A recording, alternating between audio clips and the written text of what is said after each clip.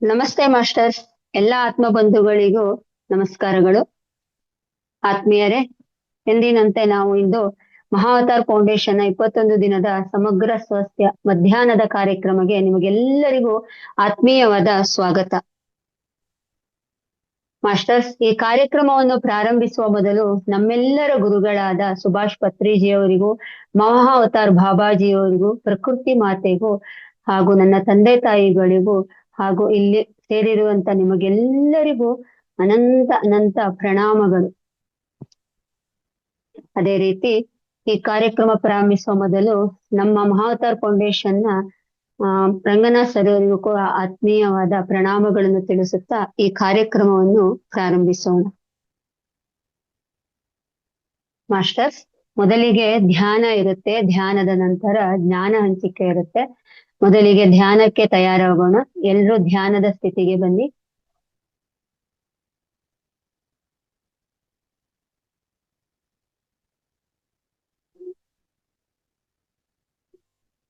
ಎಲ್ರು ಆರಾಮವಾಗಿ ಕುಳಿತುಕೊಳ್ಳಿ. ಕನ್ನಡಕ ಇದ್ರೆ ತೆಗೆದಿಟ್ಕೊಳ್ಳಿ. ಒಮ್ಮೆ ದೀರ್ಘವಾಗಿ ಉಸಿರಾಟ ಮಾಡಿ. ಬೆನ್ನು ನೇರವಾಗಿರಲಿ, ಕತ್ತು ನೇರವಾಗಿರಲಿ. ಕುರ್ಚಿಯ ಮೇಲೆ ಬೇಕಾದ್ರೂ ಕುಳಿತುಕೊಳ್ಬಹುದು, ಇಲ್ಲ ಅಂದ್ರೆ ಕೆಳಗಡೆ ಒಂದ್ ಮ್ಯಾಟ್ ಹಾಸ್ಕೊಂಡು ಚಕ್ರ ಮುಟ್ಟೆ ಹಾಕಿ ಕುತ್ಕೊಳ್ಳಿ. ಯಾರಾದ್ರೂ ಹೊಸಬ್ರಿದ್ರೆ ಕೈಯನ್ನು ಹೀಗೆ ಕ್ರಾಸ್ ಮಾಡಿ, ಕಾಲನ್ನು ಹೀಗೆ ಕ್ರಾಸ್ ಮಾಡಿ. ಹಳೆ ಮಾಸ್ಟರ್ಸ್ ಎಲ್ಲ ಧ್ಯಾನವನ್ನು ಮುಂದುವರಿಸಿ. ಆದಷ್ಟು ಬೆನ್ನು ನೇರವಾಗಿರಲಿ.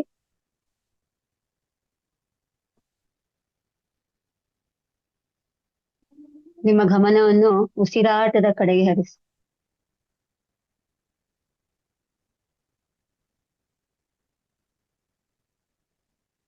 ಧ್ಯಾನಕ್ಕೆ ಸಹಕರಿಸಲಿಕ್ಕೆ ದೇಹ, ಮನಸ್ಸು, ಆತ್ಮಕ್ಕೊಂದು ಪ್ರಣಾಮಗಳನ್ನು ತಿಳಿಸ್ಕೊಂಡು ಧ್ಯಾನವನ್ನು ಶುರು ಮಾಡಿ.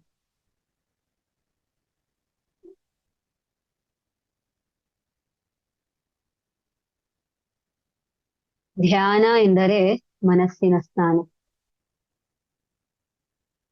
ಅನೇಕ ಆಲೋಚನೆಗಳು ಬರುತ್ತಾ ಇರುತ್ತೆ ಮಾಸ್ಟರ್ಸ್. ಯಾವ ಆಲೋಚನೆಗಳಿಗೂ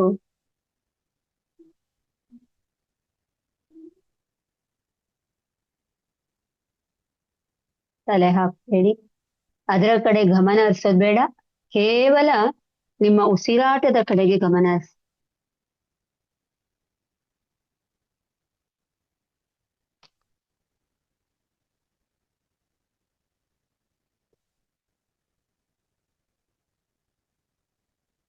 ಕೇವಲ ಶ್ವಾಸದ ಮೇಲೆ ಗಮನ.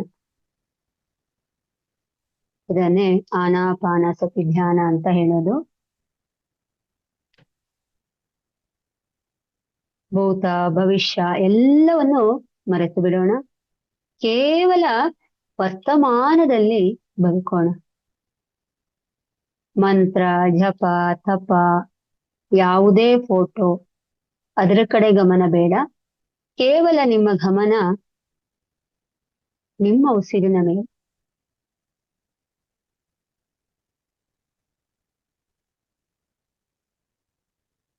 ಉಸಿರಿನ ಮೇಲೆ ಗಮನ ಹರಿಸ್ತಾ ಹರಿಸ್ತಾ ಆಲೋಚನೆಗಳು ಕಡಿಮೆ ಆಗ್ತಾ ಆಗ್ತಾ ಶೂನ್ಯ ಸ್ಥಿತಿಗೆ ತಲುಪ್ತಾ ಬರ್ತೇವೆ ಮಾಸ್ಟರ್ಸ್.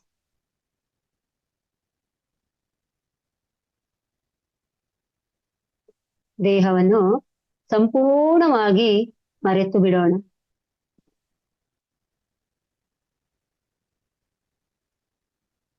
ದೇಹವನ್ನು ದಾಟಿ, ಮನಸ್ಸನ್ನು ದಾಟಿ ಆತ್ಮಗಳ ಜೊತೆಗೆ ಅನುಸಂಧಾನ ಮಾಡ್ಕೊಳ್ಳೋಣ.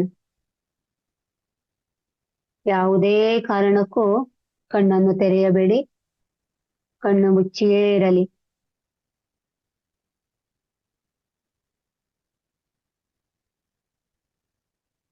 ಶ್ವಾಸವನ್ನೇ ಗಮನಿಸ್ತಾ ಗಮನಿಸ್ತಾ ನಮ್ಮೊಳಗೆ ನಾವು ಪ್ರವೇಶ ಮಾಡೋಣ.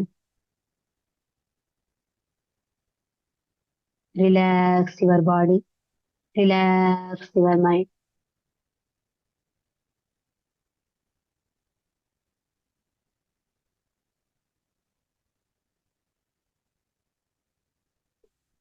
ಶ್ವಾಸವನ್ನು ಗಮನಿಸ್ತಾ ಗಮನಿಸ್ತಾ ಮನಸ್ಸು ಪ್ರಶಾಂತತೆಯ ಕಡೆಗೆ ತಲುಪಿಸ್ತಾ ಇದೆ. ಅದೇ ಧ್ಯಾನ ಸ್ಥಿತಿ.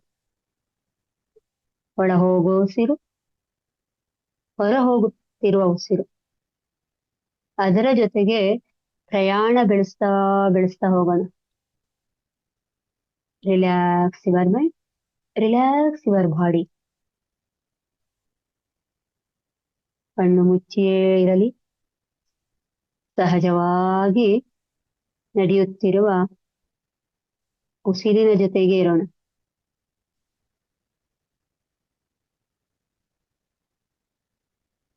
ನಿಧಾನವಾಗಿ ಗಮನಿಸ್ತಾ ಗಮನಿಸ್ತಾ ಸುಮಧುರವಾದ ಸಂಗೀತದೊಂದಿಗೆ ಧ್ಯಾನವನ್ನು ಮುಂದುವರಿಸೋಣ.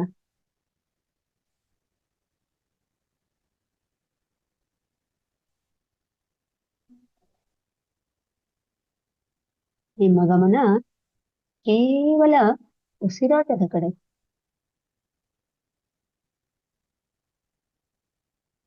ಸುಮಧುರವಾದ ಸಂಗೀತ,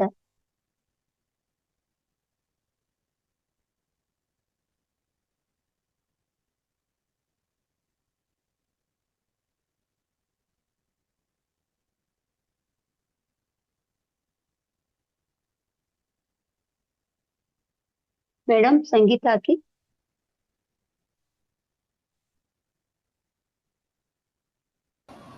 ಓಕೆ ಮ್ಯಾಮ್.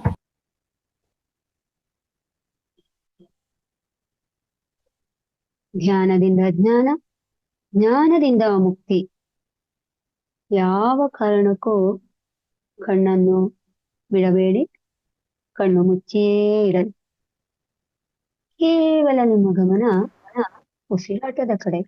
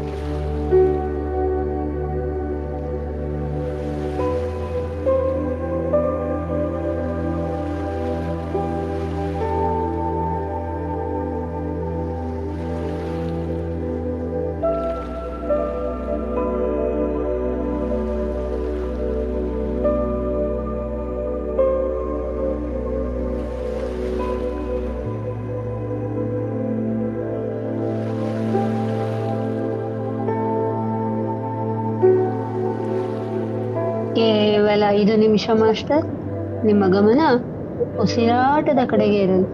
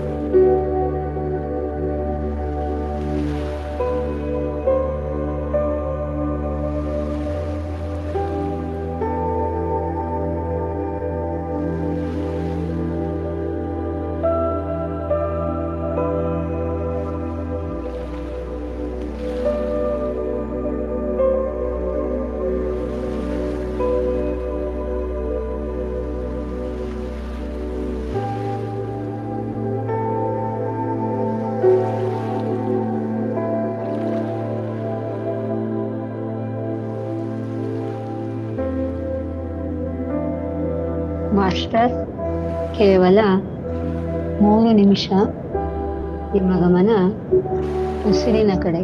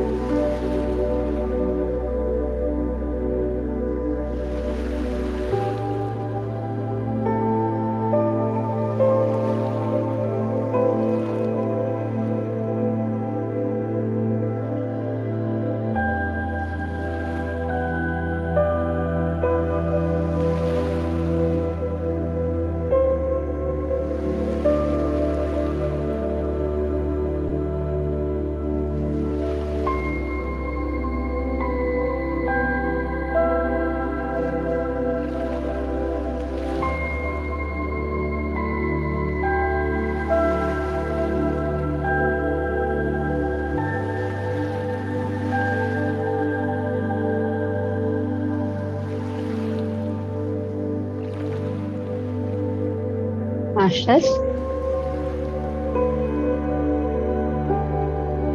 ಕೇವಲ 1 ನಿಮಿಷ.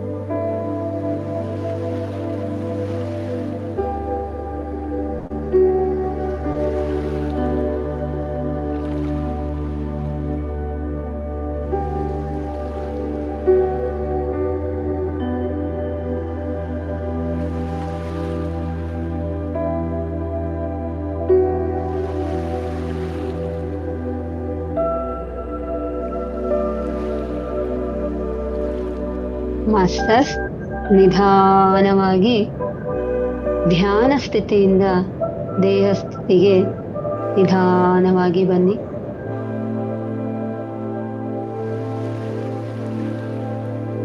ನಿಮ್ಮ ಗಮನವನ್ನು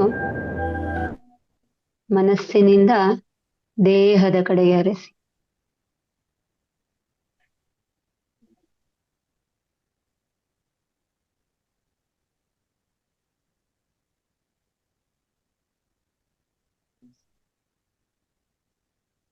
ನಿಧಾನವಾಗಿ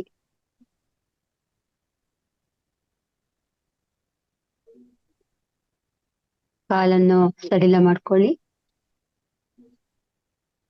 ಕೈಯನ್ನು ಬಿಚ್ಚಿಕೊಳ್ಳಿ. ನಿಧಾನವಾಗಿ 2 ಕೈಗಳನ್ನು ತೆಗೆದುಕೊಂಡು 2 ಹಸ್ತವನ್ನು ಚೆನ್ನಾಗಿ ಉಜ್ಜಿ.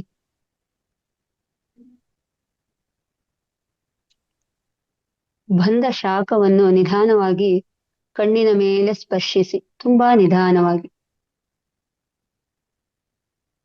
ಈಗ ನೀವು ನಿಮ್ಮ ಧ್ಯಾನಕ್ಕೆ ಸಹಕರಿಸಿದ ಪತ್ರಿಜಿ ಗುರುಗಳಿಗೆ, ಪ್ರಕೃತಿ ಮಾತೆಗೆ ಹಾಗೂ ದೇಹ, ಮನಸ್ಸು ಮತ್ತು ಆತ್ಮಕ್ಕೆ ಧನ್ಯವಾದಗಳನ್ನು ತಿಳಿಸಿ.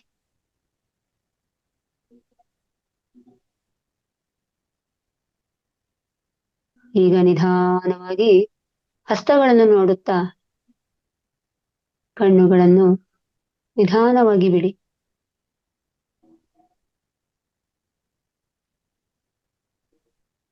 ಮಾಸ್ಟರ್ಸ್, ಎಲ್ಲರೂ ವಿಡಿಯೋನ ಆನ್ ಮಾಡ್ಕೊಳ್ಳಿ.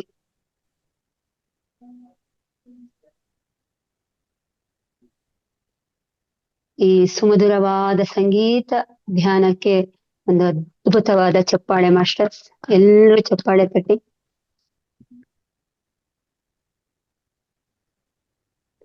ಮಾಸ್ಟರ್ಸ್, ಎಲ್ಲರೂ ವಿಡಿಯೋ ಆನ್ ಮಾಡ್ಕೊಳ್ಳಿ. ಇವತ್ತಿನ ಪತ್ರಿಜಿ ವಾಣಿ: ಸ್ಥಿರ ಸುಖಾಸನವೇ ಸರಿಯಾದ ಆಸನ. ನಮ್ಮ ಲಕ್ಷ್ಯದ ಕಡೆ ಮಾತ್ರವೇ ನಮ್ಮ ದೃಷ್ಟಿ ಇರಬೇಕು. ಧ್ಯಾನ ಸಾಧನೆ ಸಮಯದಲ್ಲಿ ಶ್ವಾಸದ ಕಡೆಗೆ ದೃಷ್ಟಿ ಇರಬೇಕು. ನೋಡಿ ಮಾಸ್ಟರ್ಸ್, ಎಷ್ಟೊಂದು ಅದ್ಭುತವಾಗಿ ಪತ್ರಿಜಿಯವರು ಹೇಳಿದ್ದಾರೆ. ಯಾವಾಗ್ಲೂ ನಾವು ಅರಿವಿನಿಂದ ಬದುಕಬೇಕು.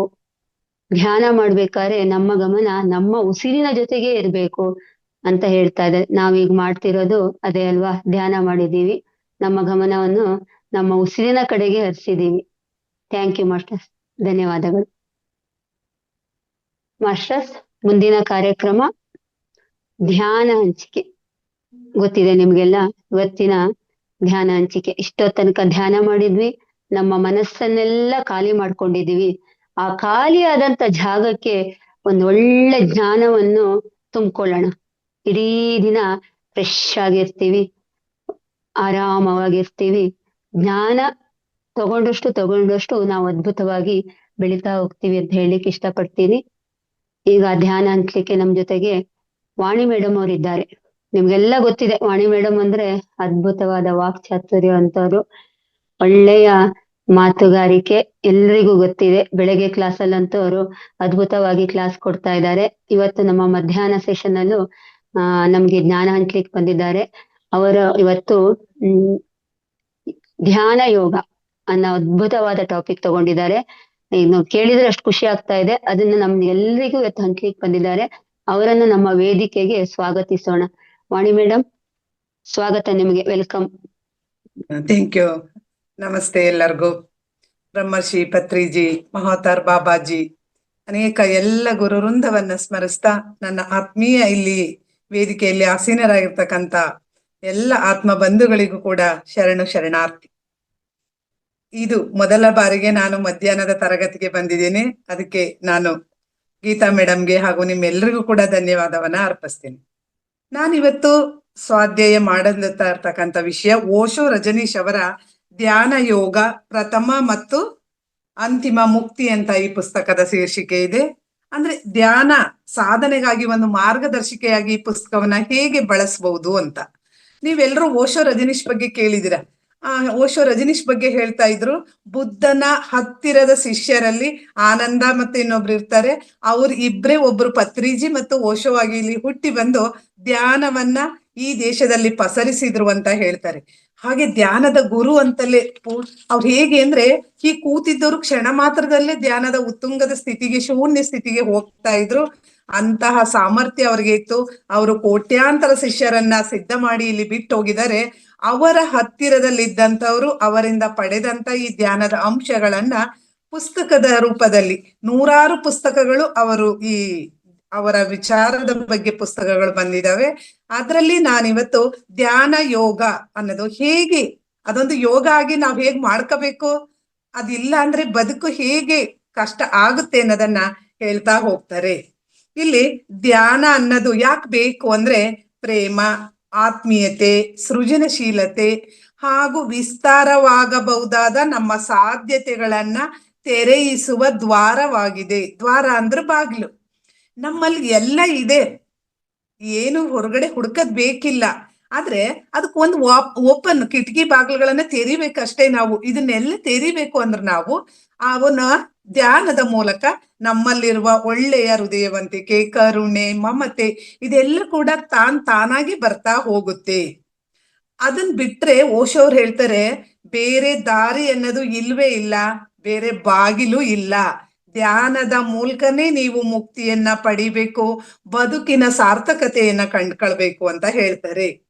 ಇಲ್ಲಿ ಇದು ಧ್ಯಾನ ಯೋಗ ಪ್ರಥಮ ಮತ್ತು ಅಂತಿಮ ಮುಕ್ತಿ, ಮೊದಲು ಇದೇನೆ ಕೊನೆನೂ ಇದೇನೆ ಅಂತ ಹೇಳಿ ಅವರು ಹಾಗಂತ ಹೇಳಿ ಮುಂದೆ ಹೇಳ್ತಾರೆ ಅವರು, ಧ್ಯಾನ ಅನ್ನೋದೇನು ಹೊಸದೇನು ಅಲ್ಲ, ಆದ್ರ ಒಟ್ಟಿಗೆ ನಾವ್ ಈ ಜಗತ್ತಿಗೆ ಬಂದಿದೀವಿ ಮತ್ತು ಒಂದು ಹೊಸ ಘಟಕ ಆಗಿದೆ. ಈಗ ಉದಾಹರಣೆ ಅವ್ರು ಹೇಳ್ತಾರೆ, ಧ್ಯಾನ ನಿಮ್ಮ ಸ್ವಭಾವ, ಧ್ಯಾನ ನಿಮ್ಮ ಅಂತರ್ ಸತ್ಯ. ಇದು ಕಷ್ಟ ಆಗ್ಲಿಕ್ಕೆ ಹೇಗ್ ಸಾಧ್ಯ? ನಮ್ ಸ್ವಭಾವನೇ ಅದು ಧ್ಯಾನ, ನಮ್ಮೊಳಗ್ ನಾವ್ ಇರ್ಬೇಕು. ಆದ್ರೆ ನಾವ್ ಯಾಕೆ ಅದನ್ನ ಹೇಗ್ ಕಷ್ಟ ಮಾಡ್ಕೊಂಡೋ? ಈಗ ಉದಾಹರಣೆ, ವಾಸ್ತವವಾಗಿ ನೀವು ವಿಶ್ವಾಸ ಪೂರ್ಣವಾಗಿ ನಾವ್ ಯಾರು ಅಂತ ನಾವು ನೋಡಿದಾಗ, ಈ ಜೀವನವನ್ನ ಕ್ಷಣ ಕ್ಷಣನು ಅನುಭವಿಸಿದಾಗ ಸರಳವಾಗಿ ಧ್ಯಾನ ಫಲಿಸುತ್ತೆ. ಆದ್ರೆ ನಾವ್ ಏನ್ ಮಾಡ್ತಿದೀವಿ, ಈ ಲೌಕಿಕ ಬದುಕಿನಲ್ಲಿ ಈ ಜಂಜಾಟದ ತೋರಿಕೆಯ ಮುಖವಾಡದ ಬದುಕಿನ ಕಡೆ ಮುಖ ಮಾಡಿ ಧ್ಯಾನ ಅಂದ್ರೆ ಕಷ್ಟ, 1 ಗಂಟೆ 2 ಗಂಟೆ 3 ಗಂಟೆ ಕೂರೋದು ಎಷ್ಟು ಕಷ್ಟ ಅಲ್ವಾ ಅಂತ ಅನ್ನಿಸ್ತಾ ಇದೆ. ಆದ್ರೆ ನಿಜವಾಗಿ ನಾವ್ ಇರ್ಬೇಕಾಗಿದ್ದು ಯಾವಾಗಲೂ 24 ಗಂಟೆ ಕೂಡ ನಾವು ಧ್ಯಾನಸ್ಥ ಸ್ಥಿತಿನಲ್ಲೇ ಇರ್ಬೇಕು. ಆದ್ರೆ ನಾವ್ ಹೀಗಾಗ್ಲಿಕ್ಕೆ ನಮ್ ದಾರಿಗೆ ಅಡ್ಡಿ ಆಗಿರೋದು ಇದು ಕಷ್ಟಕರ ಆಗಿದೆ ಅಂತ ಹೇಳಿ ಮತ್ತೆ ಅದನ್ನ ಬೆಳೆಸ್ಕೊಂಡಿದೀವಿ, ಅದ್ರ ಜೊತೆ ಹೋರಾಡ್ತಾ ಇದೀವಿ ಅಷ್ಟೇ. ಹೀಗೆ ಈ ಧ್ಯಾನ ಜನಿತವಾದ ಮುಕ್ತಿ ಯಾವುದಕ್ಕೋಸ್ಕರನೋ ನಡೆಸ್ತಕ್ಕಂಥ ಹುಡುಕಾಟ ಅಲ್ಲ, ಅದು ಮುಕ್ತಿಗಾಗಿ ಪ್ರಯತ್ನನೂ ಅಲ್ಲ.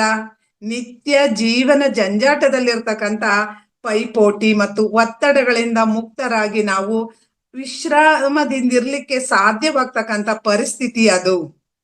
ಇಲ್ಲಿ ಹುಡುಕ್ತಾ ಇರ್ತಕ್ಕಂಥ ಮುಕ್ತಿ ಬಾಹ್ಯ ಪ್ರಪಂಚದ ಹುಡುಕಾಟದಲ್ಲಿ ಇಲ್ಲ, ಅದು ಎಲ್ಲೋ ಮಾರುಕಟ್ಟೆನಲ್ಲೋ ಮಾಲಲ್ಲೋ ಎಲ್ಲೋ ಸಿಗ್ತಕ್ಕಂಥದ್ದಲ್ಲ, ನಮ್ ಒಳಗಡೆನೆ ಇದೆ.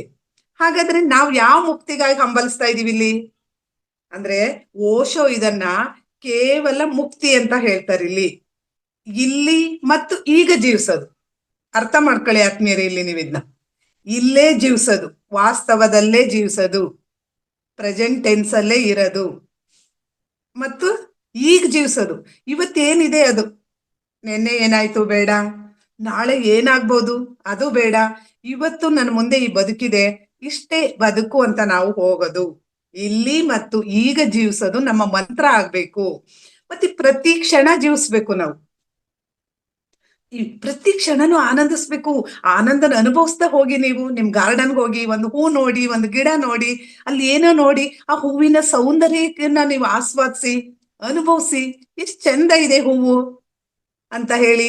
ಟಿವಿ ಧಾರಾವಾಹಿಗಳು, ಆ ಕತೆ ಏನಾಯ್ತು, ಮುಂದೇನಾಗ್ಬೋದು, ಆಗ್ಬಾರ್ದಿತ್ತು ಅಂತ ಕತೆ ಕಟ್ಟ ಬದಲು ಹೀಗೆ ಸೌಂದರ್ಯವನ್ನ ಹುಡುಕ್ತಾ ಹೋಗಿ. ಆಗಿ ಹೋದಿದ್ದರ ನೆನಪಿನ ಸುರುಳಿಯಲ್ಲ, ಮುಗಿದು ಹೋಗಿದ್ದು ನಮ್ ಕೈಲಿ ಇಲ್ಲ, ಸೋರಿ ಹೋಗಿದೆ, ಈಗ ನಮ್ ಕೈಲಿ ಹಿಂಗ್ ಬಿಗಿಯಾಗಿ ಹಿಡ್ಕೊಂಡಿದೀವಿ ಅಂದ್ರೆ ನೆನ್ನೆ ಅನ್ನೋದು ಹೋಗಿದೆ, ನಾಳೆ ಅನ್ನೋದು ನಮ್ ಕೈ ಸಿಗ್ತಾ ಇಲ್ಲ. ಅದರಿಂದ ಎರಡರ ಜಂಜಾಟನೂ ಬೇಡ ನಮ್ಗೆ. ಆಗಿ ಹೋದದ್ದರ ಮುಂದೆ ಆಗುವುದರ ಒತ್ತಡದಲ್ಲಿ ಅಲ್ಲ ಎಂಬ ಕನಸಿನ ಲೋಕದಲ್ಲಿ ಜೀವಿಸೋದು ಅಲ್ಲ. ಮುಂದೆ ಏನಾಗ್ಬೋದು, ನಾನು ಏನೇನ್ ಸಾಧನೆ ಮಾಡ್ಬೋದು, ಏನಾದ್ರೂ ಪಾಡಿಗೆ ಅದು ಆಗ್ತಾ ಹೋಗುತ್ತೆ. ಇಲ್ಲಿ ಏನೋ ನಾವೇನೇನೋ ಎಕ್ಸ್ಪೆಕ್ಟೇಷನ್ ಮಾಡ್ಕೊಂಡು, ಏನ್ ಹೇಳ್ತಾರೆ ನೋಡಿ ಹಳ್ಳಿ ಕಡೆ, ಎಣ್ಣೆ ಹಚ್ಕೊಂಡ್ ಮಣ್ಣಿಗೆ ಬಿದ್ರು ಅಷ್ಟೇ ಹತ್ತದು, ಎಷ್ಟ್ ದಕ್ಬೇಕು ಅಷ್ಟೇ ದಕ್ಕದು. ಅದರಿಂದ ಪ್ರಯತ್ನ ಮಾಡೋಣ, ಹೋಗೋಣ. ಇವತ್ತಿನ ಕೆಲ್ಸ ಏನು, ನನ್ ಮುಂದೆ ಏನಿದೆ, ಈಗ ತರಕಾರಿ ಹೆಚ್ಚುತ್ತಾ ಇದ್ದೀನ, ಇಲ್ಲ ಯಾವ್ದೋ ಕೆಲಸ ಮಾಡ್ತಿದ್ದೀನ, ಅದರಲ್ಲೇ ತಲ್ಲೀನರವಾಗಿ ಕೆಲಸ ಮಾಡ್ತಾ ಹೋಗೋದು, ಮನಸ್ಸನ್ನು ಅಲ್ಲೇ ಮಾಡೋದು. ಅದನ್ನೇ ಇವತ್ತು ಸಾವಿರಾರು ರೂಪಾಯಿ ಫೀಸನ್ನ ಕೊಟ್ಟು ನಾವು ಅವ್ರ ಹತ್ರ ಟ್ರೈನಿಂಗ್ ತಗೊಂಡ್ ಬರ ಅಂತ ಸ್ಥಿತಿ. ಫಾರಿನ್ ಅವ್ರು ಬಂದು ಇಂಗ್ಲಿಷ್ ಅಲ್ಲಿ ದೊಡ್ಡದಾಗಿ ಮಾತಾಡ್ತಿದ್ದಾರೆ. ಇದನ್ನ ನಮ್ಮ ಪೂರ್ವಜರು, ನೀನ್ ಎಲ್ಲಿದೀಯಾ ಅಲ್ಲೇ ಇರು, ಹಿಂದಿನ ಮುಂದಿನ ಯೋಚನೆ ಬೇಡ, ಭಗವಂತ ಇದನ್ನೇ ಕಾಪಾಡ್ತಾನೆ ಅಂತ ಏನನ್ನೂ ಓದದ ಅಜ್ಜ ಅಜ್ಜಿ ಹೇಳ್ತಾ ಇದ್ರು. ಅದ್ರ ಬೆಲೆ ನಮ್ಗೆ ಗೊತ್ತಿಲ್ಲ ಅಷ್ಟೇ. ಹೀಗೆ ತಿಂತಾ ಇರ್ಬೇಕಾದ್ರೆ ಕೇವಲ ತಿನ್ನೋದಷ್ಟೇ, ಅದ್ರಲ್ಲಿ ತಲ್ಲೀನರಾಗಿರಿ. ನಡೀತಾ ಇದ್ದೀರಾ, ವಾಕ್ ಮಾಡ್ತಾ ಇದ್ದೀರಾ, ನೀವು ನಡೆಯದ್ಬಿಟ್ಟು ಏನನ್ನೂ ಯೋಚನೆ ಮಾಡಬಾರ್ದು, ಮನ್ಸಲ್ಲಿ ಕೂಡ ಯೋಚನೆ ಬರಬಾರ್ದು. ಆ ಕ್ಷಣದಲ್ಲಿ ನೀವಿರೋದು, ಮುಂದೆ ಹೋಗ್ಬೇಡಿ, ಅಲ್ಲಿ ಇಲ್ಲಿ ಹಾರಾಡ್ಬೇಡಿ. ಮತ್ತೆ ಮನಸ್ಸು ಯಾವಾಗ್ಲೂ ಮುಂದೆ ಹೋಗೋದು ಇಲ್ಲ ಹಿಂದಿರ್ಗೋದು. ನೀವು ವರ್ತಮಾನದಲ್ಲಿ ಇರಿ. ಇವತ್ತು ಇಲ್ಲಿ ಏನಿದೆ, ಈ ಕ್ಲಾಸ್ ಕೇಳ್ತಿದ್ದೀರಲ್ವಾ, ಇಲ್ಲಿ ಮಾತ್ರ ಇರಿ, ಇಲ್ಲಿ ಮಾತಿಗೆ ಮಾತ್ರ ಕಿವಿಯಾಗಿ ನೀವು. ಹಾಗೆ ನಮ್ ಜೀವನಕ್ಕೆ ನಾವು ಅಳವಡಿಸ್ಕೊತಾ ಹೋದ್ರೆ ನಾವ್ ಎಲ್ರೂ ಧ್ಯಾನಕ್ಕೆ ತುಂಬಾ ಕಷ್ಟಪಡೋದಕ್ಕಿಲ್ಲ. 24 ಗಂಟೆನೂ 30 ದಿನನೂ 365 ದಿನನೂ ಧ್ಯಾನಸ್ಥ ಸ್ಥಿತಿ ಆಗುತ್ತೆ. ಹೆಚ್ಚೆಚ್ಚು ವಿಶ್ವಶಕ್ತಿ ನಮ್ಮ ಒಳಗಡೆ ಬರ್ತಾ ಹೋಗುತ್ತೆ.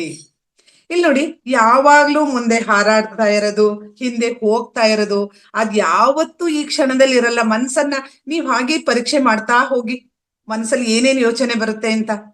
ಹಿಂದೆ ಅವ್ರು ಏನೋ ಅಂದ್ರು, ನಾವು ಬಡವರಾಗಿದ್ದು ಅವ್ರು ನಮ್ಮನ್ನ ಹೆಂಗ್ ಹಂಗಸಿ ಮಾತಾಡಿದ್ರು, ಇವತ್ ನೋಡು ಹೇಗಿದೀವಿ. ಮುಂದೆ ನಮಗೂ ಒಳ್ಳೆ ಕಾಲ ಬರುತ್ತೆ, ಮುಂದೆ ಏನೇನು ಆ ಕಾಲ ನೋಡಿ. ಇವತ್ತಿಂದ ಏನಾರು ಮಾತಾಡುತ್ತಾ, ಹಿಂದೆ ಆಗಿದ್ದು ಮುಂದೆ ಏನಿಲ್ಲದೆ ಇವತ್ತಿಂದನೂ ಯೋಚನೆಯನ್ನ ಮಾಡ್ಬೇಕು. ಹೀಗೆ ಈ ಕ್ಷಣದಲ್ಲಿ ನಾವ್ ಇರಲ್ಲ, ಸತತವಾಗಿ ಒಟಗುಟ್ಲೇ ಇರುತ್ತೆ ಮನಸ್ಸು.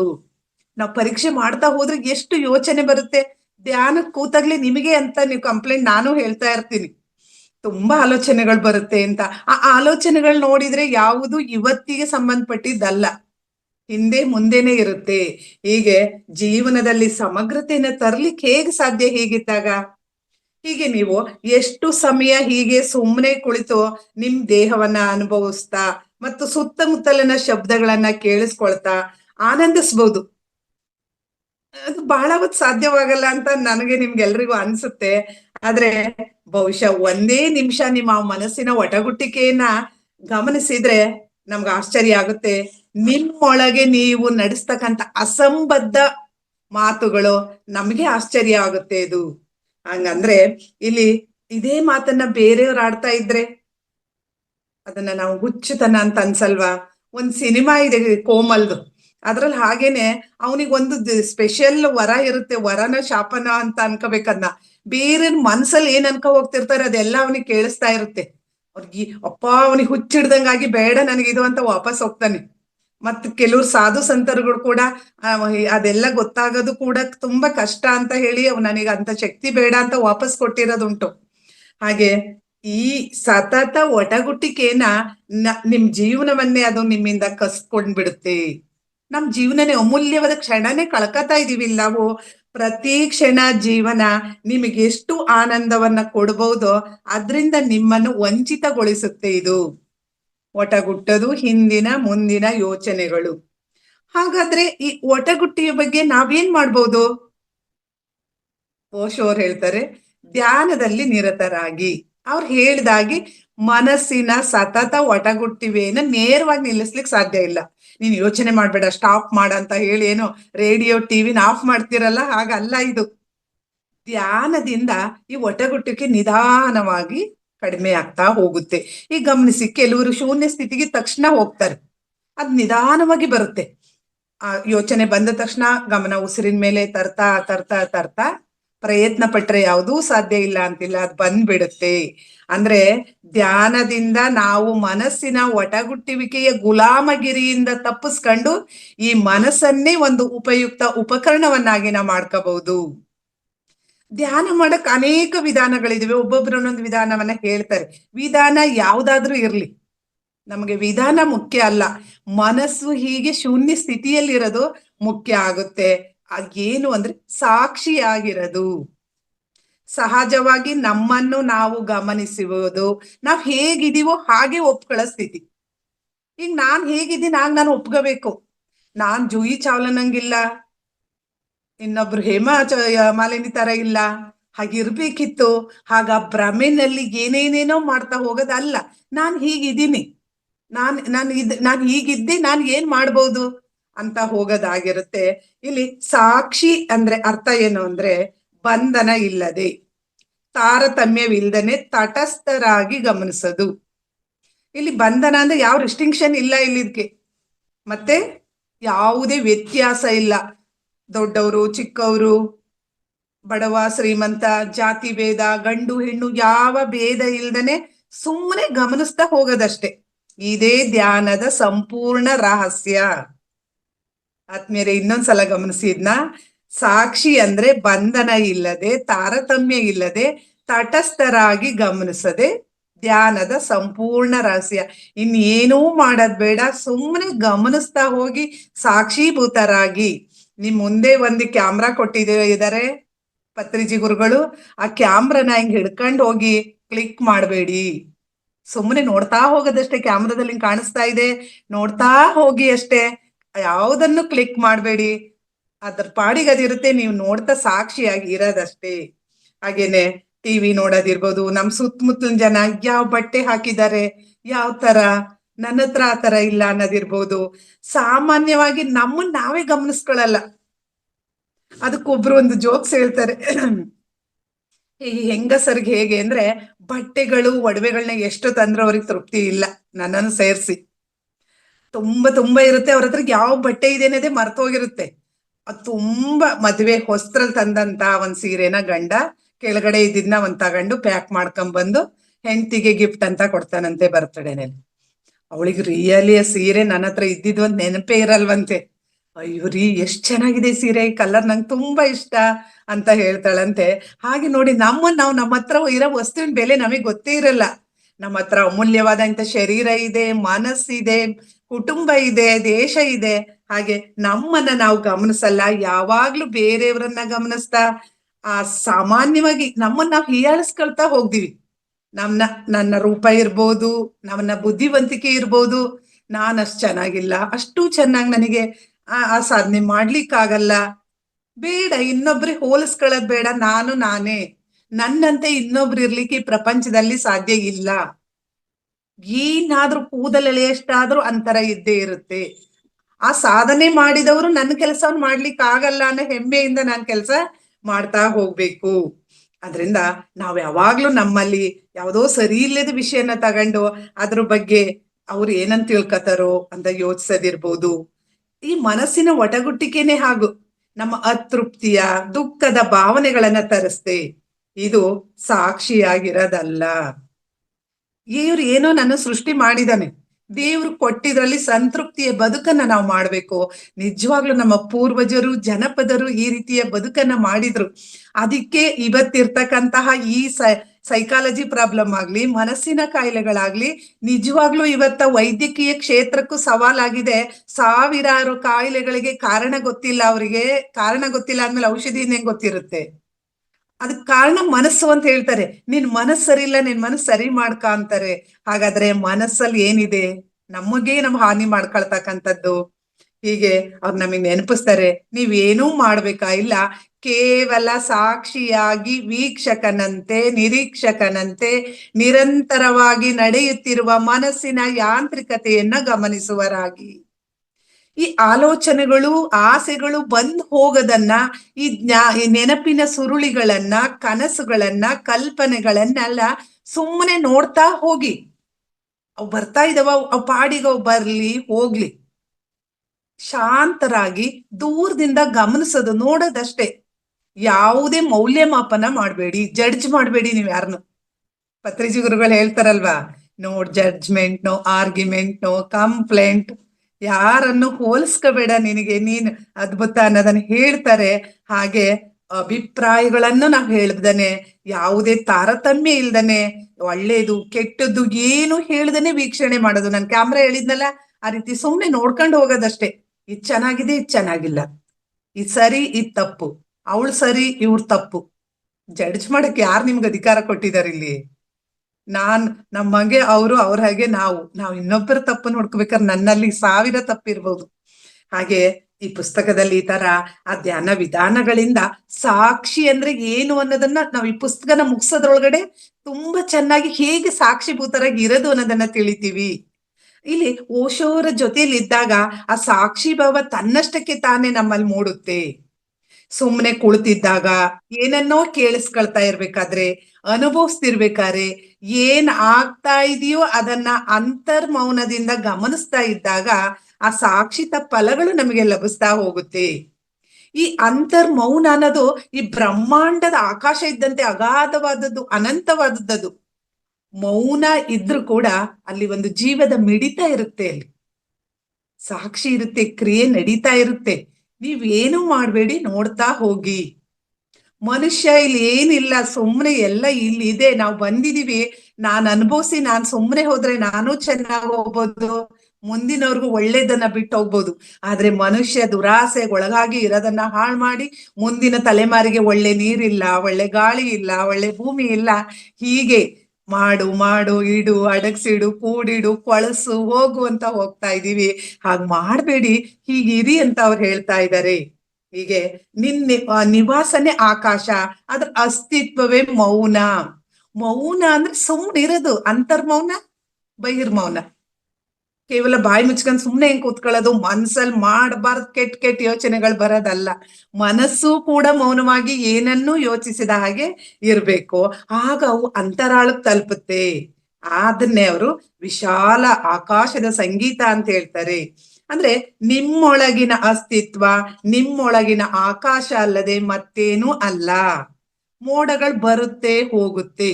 ಮೋಡಗಳು ಅಂದ್ರೆ ನಮ್ಮ ಜೀವನದಲ್ಲಿ ಕಷ್ಟ, ನೋವು ಇವೆಲ್ಲ ಬರ್ತವೆ ಹೋಗ್ತವೆ. ನೋಡಿದಿರಲ್ಲ ನೀವೇ, ಹುಟ್ಟಿದಾಗ್ಲಿಂದ ಎಷ್ಟು ಸಮಯ ಅಮಾವಾಸ್ಯೆ ಬಂದಿಲ್ಲ, ಹುಣ್ಣಿಮೆ ಬಂದಿಲ್ಲ, ಗ್ರಹಣ ಬಂದಿಲ್ವಾ, ಬದುಕಲ್ ಕಷ್ಟ ಬಂದಿಲ್ವಾ? ಯಾವ ಮಹಾನುಭಾವರಿಗೆ ಕಷ್ಟ ಬರ್ಲಿಲ್ಲ? ತುಂಬಾ ಚೆನ್ನಾಗಿದ್ದು ಯಾರು ಹೋಗಿದ್ದಾರೆ? ಅಂತಹ ರಾಮಕೃಷ್ಣ ಪರಮಹಂಸರು, ಇವ್ರಿಗೆಲ್ರಿಗೂ ಆ ಭಯಾನಕ ಕ್ಯಾನ್ಸರ್ ಕಾಯಿಲೆನೇ ಬಂತು. ಹಾಗಾದ್ರೆ ಯಾರು ಚೆನ್ನಾಗಿದ್ದಾರೆ? ಎಲ್ರಿಗೂ ಉಂಟು. ಈ ಪ್ರಕೃತಿಗೆ ಇದೆ ಅಂದ್ಮೇಲೆ ಸೂರ್ಯನ್ಗೆ ಗ್ರಹಣ, ನಾವ್ ಯಾವ ಲೆಕ್ಕ? ಹಾಗೇನೆ ಗ್ರಹಗಳು ಹುಟ್ಟುತ್ತವೆ, ಇಲ್ಲ ಆಗ್ತವೆ, ನಕ್ಷತ್ರಗಳು ಬರ್ತವೆ, ಇಲ್ಲ ಆಗ್ತವೆ. ಆದ್ರೆ ಅಂತರಾಕಾಶ ಮಾತ್ರ ಮೊದಲಿನಿಂದ ಹಾಗೆ ಇರುತ್ತೆ. ಇದು ಹಾಗೆ ಇರುತ್ತೆ. ಅಂತರಾಕಾಶ ಅಂದ್ರೆ ನಮ್ಮ ಒಳಗಿನ ಆಕಾಶ. ಹೀಗೆ ಅದು ಅಸ್ಪರ್ಶಿತ, ಅದನ್ನ ನೀವು ಮುಟ್ಲಿಕ್ಕಾಗಲ್ಲ. ಸ್ವಚ್ಛ ಅದು. ನಿಜವಾಗ್ಲೂ ಮಗು ಹುಟ್ಟಿದಾಗ ಎಷ್ಟು ಮುಗ್ಧ, ಎಷ್ಟು ದೇವ್ರ ತರ ಇರುತ್ತೆ ನೋಡಿ. ಅದಕ್ಕೆ ಮಕ್ಕಳನ್ನ ದೇವ್ರು ಅಂತ ನಾವ್ ಹೇಳೋದು. ಅದಕ್ಕೆ ಯಾವ ಭಿನ್ನ ಭೇದ ಗೊತ್ತಿಲ್ಲ, ಯಾರ ಬಗ್ಗೆ ಹೊಟ್ಟೆ ಕಿಚ್ಚು ಗೊತ್ತಿಲ್ಲ, ಏನು ಗೊತ್ತಿಲ್ಲ. ಎಷ್ಟು ಮುಗ್ಧ ನಗುವನ್ನ ಬೇರೆ ಎಲ್ಲರ ಮನಸ್ಸನ್ನ ಸೆಳೀತಾ ಇರುತ್ತೆ. ಅದಕ್ಕೆ ಕುವೆಂಪು ಹೇಳ್ತಾರೆ, ಹುಟ್ಟಬೇಕಾರೆ ಪ್ರತಿಯೊಂದು ಮಗುನು ವಿಶ್ವ ಮಾನವ. ಆದ್ರೆ ಬೆಳೀತಾ ಬೆಳೀತಾ ಬೆಳೀತಾ ಅದನ್ನ ಅಲ್ಪ ಮಾನವರಾಗಿ ನಾವು ಮಾಡ್ತಾ ಇದೀವಿ. ಆತ್ಮೀಯರೇ ನೋಡಿ, ನಾವು ದೊಡ್ಡರಾಗ್ತಾ ಆಗ್ತಾ ನಮ್ಮ ಮನಸ್ಸು ದೊಡ್ಡದಾಗ್ಬೇಕಲ್ವಾ? ಯಾಕೆ? ಶರೀರ ಬೆಳೀತು, ಹಣ ಬೆಳೀತು, ಆಸ್ತಿ ಬೆಳೀತು, ಉದ್ಯೋಗ ಎಲ್ಲ ಬೆಳೀತು, ಪ್ರಮೋಷನ್ ಮೇಲೆ ಪ್ರಮೋಷನ್ ಆಯ್ತು. ಆದ್ರೆ ಮನಸ್ ನೋಡಿ ಎಷ್ಟ್ ಚಿಕ್ಕದಾಯ್ತು. ಮನೆ ಮೇಲೆ ಮನೆ ಕಟ್ಟಿದ್ದು, ಮನಸ್ ಮಾತ್ರ ಚಿಕ್ಕದಾಗೋಯ್ತು. ಒಬ್ರು ಬಂದ್ರೆ ಒಂದ್ ಲೋಟ ನೀರ್ ಕೊಡಕ್ ಕಂಜುಸ್ತಾನ, ಒಬ್ಬರನ್ನ ಪ್ರೀತಿಯಾಗಿ ಮಾತಾಡ್ಸಕ್ ಕಂಜುಸ್ತಾನ. ಅಷ್ಟು ನಂಬಿಕೆ ಇಲ್ಲ ಇವತ್ತ ನಮ್ಗೆ. ಹಾಗೇನೆ ಈ ಅಂತರ್ಗಗನನೇ ಸಾಕ್ಷಿ, ದ್ರಷ್ಟ, ಇದುವೇ ಧ್ಯಾನದ ಗುರಿ. ಧ್ಯಾನದ ಗುರಿನೇ ಅದು. ಈ ಅಂತರ್ಗಗನದ ಅಂದ್ರೆ ಅದಕ್ಕೆ ಸಾಕ್ಷೀಭೂತನಾಗಿ ಅದ್ರ ನಾಯಕನಾಗಿ ನೀನಿರು. ಅಂತರಾಳಕ್ಕಿಳಿದು ಅಂತರಾಕಾಶದಿಂದ ಪುಳಕಿತರಾಗಿ ಗಮನ ಇರ್ಲಿ, ಏನನ್ನೇ ನೋಡಿದ್ರು ಕೂಡ ಅದು ನೀವಲ್ಲ. ಈಗ ನನ್ನ ಈ ಶರೀರನ ನೋಡಿ ನಾನು ವಾಣಿ. ನಾನು ವಾಣಿನ? ನಾನು ಅಲ್ಲ, ಅದಲ್ಲ ನಾನು. ನೀವು ಆಲೋಚನೆಗಳನ್ನ ಮಾಡ್ಬೋದು, ನನ್ನ ಆಲೋಚನೆ ಒಂಥರ ಒಂದು ವೇ ಇರುತ್ತೆ. ನಾನು? ಅದು ನಾವಲ್ಲ. ನೀವು ನಿಮ್ಮ ಭಾವನೆಗಳನ್ನ ನೋಡ್ಬೋದು, ಅದು ನೀವಲ್ಲ. ನಿಮ್ ಕನಸು, ನಿಮ್ಮ ಆಸೆ, ನೆನಪಿನ ಸರಪಳಿ, ಕಲ್ಪನೆ, ಚಿತ್ರ ಎಲ್ಲವನ್ನು ನೋಡ್ಬೋದು, ಆದ್ರೆ ಅವೆಲ್ಲ ನೀವಲ್ಲ. ದರ ಬೇಂದ್ರೆಯವರು 4 ತಂತಿ ಆತ್ಮೇಲೆ ಸಾಧ್ಯವಾದ್ರೆ ಒಮ್ಮೆ ಪದ್ಯವನ್ನ ಗಮನಿಸಿ ನೀವು. ನಾನು, ನೀನು, ತಾನು, ಆವು ಅಂತ ಹೇಳಿ 4 ಸರಪಳಿ, 4 ವೀಣೆಯ ತಂತಿಯ ಮೂಲಕ ಒಂದು ಪದ್ಯವನ್ನ ಕಟ್ತಾರೆ. ನಾನು ಅಂದರೆ ನಾನು ಏನ್ ಅನ್ಕೊಂಡಿದೀನಿ ಅದು. ನನಗೊಂದು ಭ್ರಮೆ ಇದೆ.